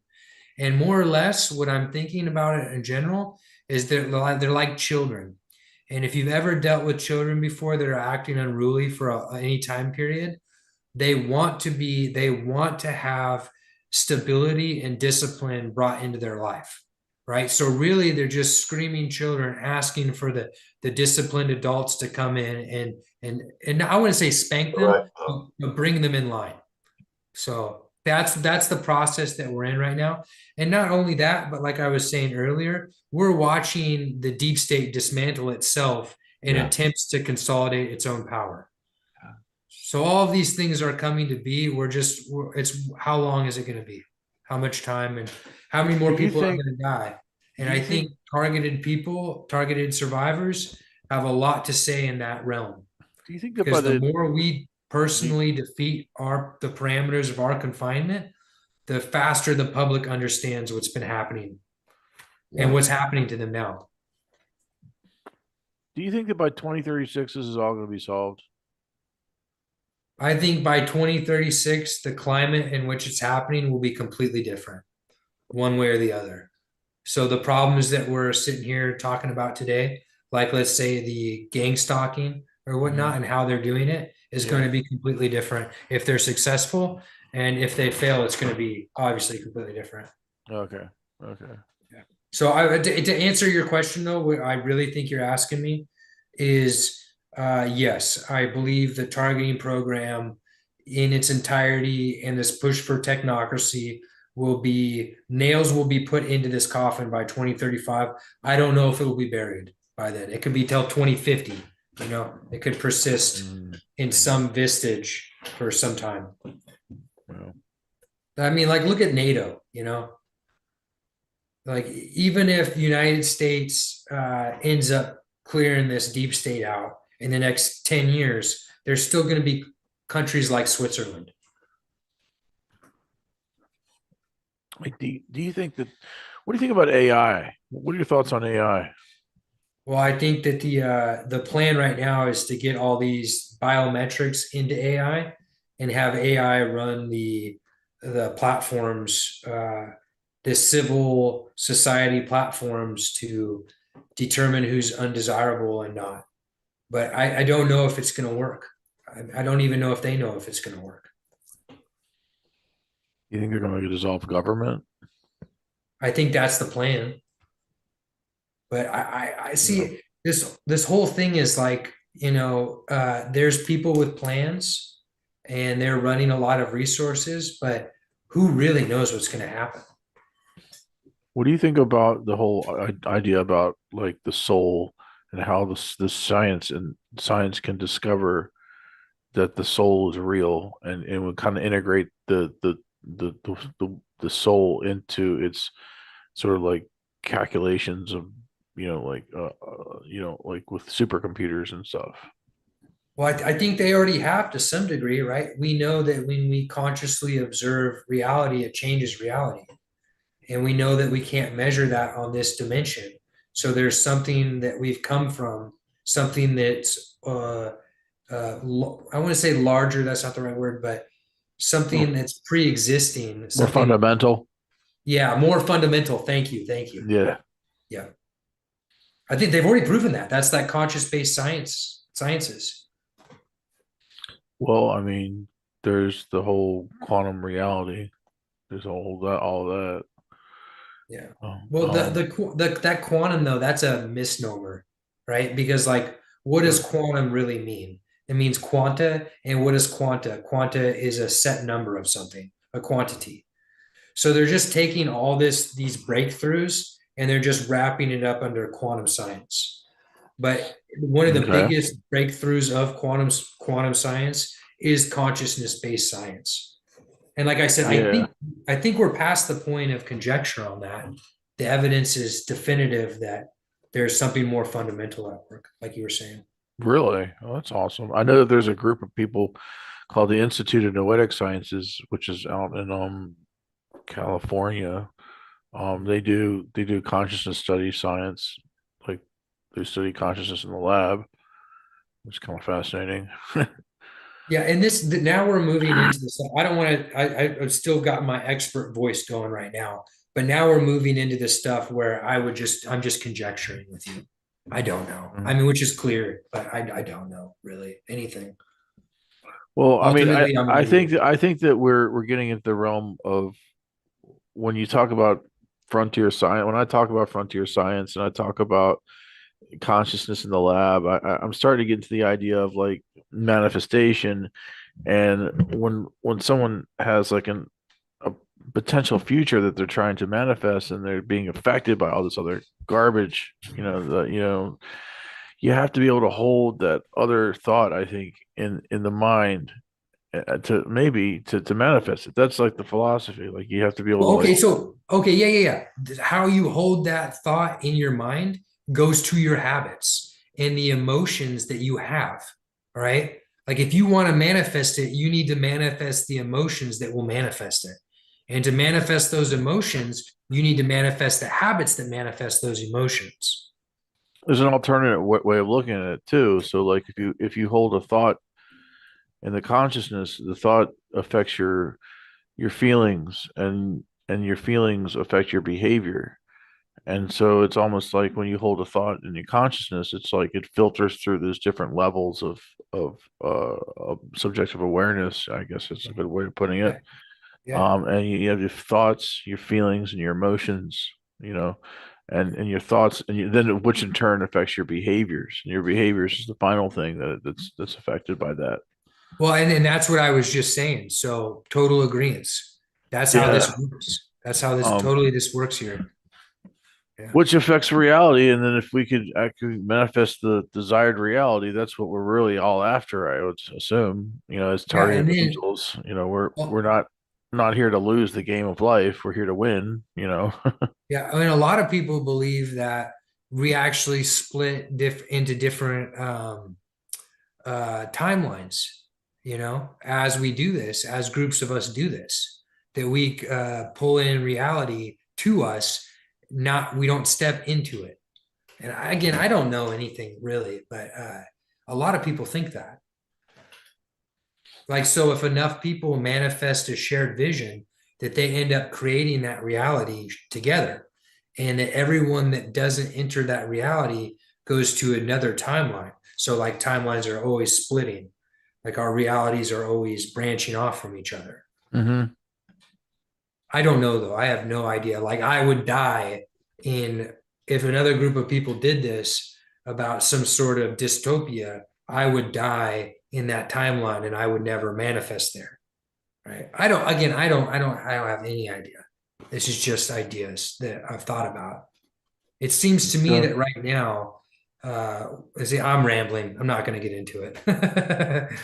I've been talking.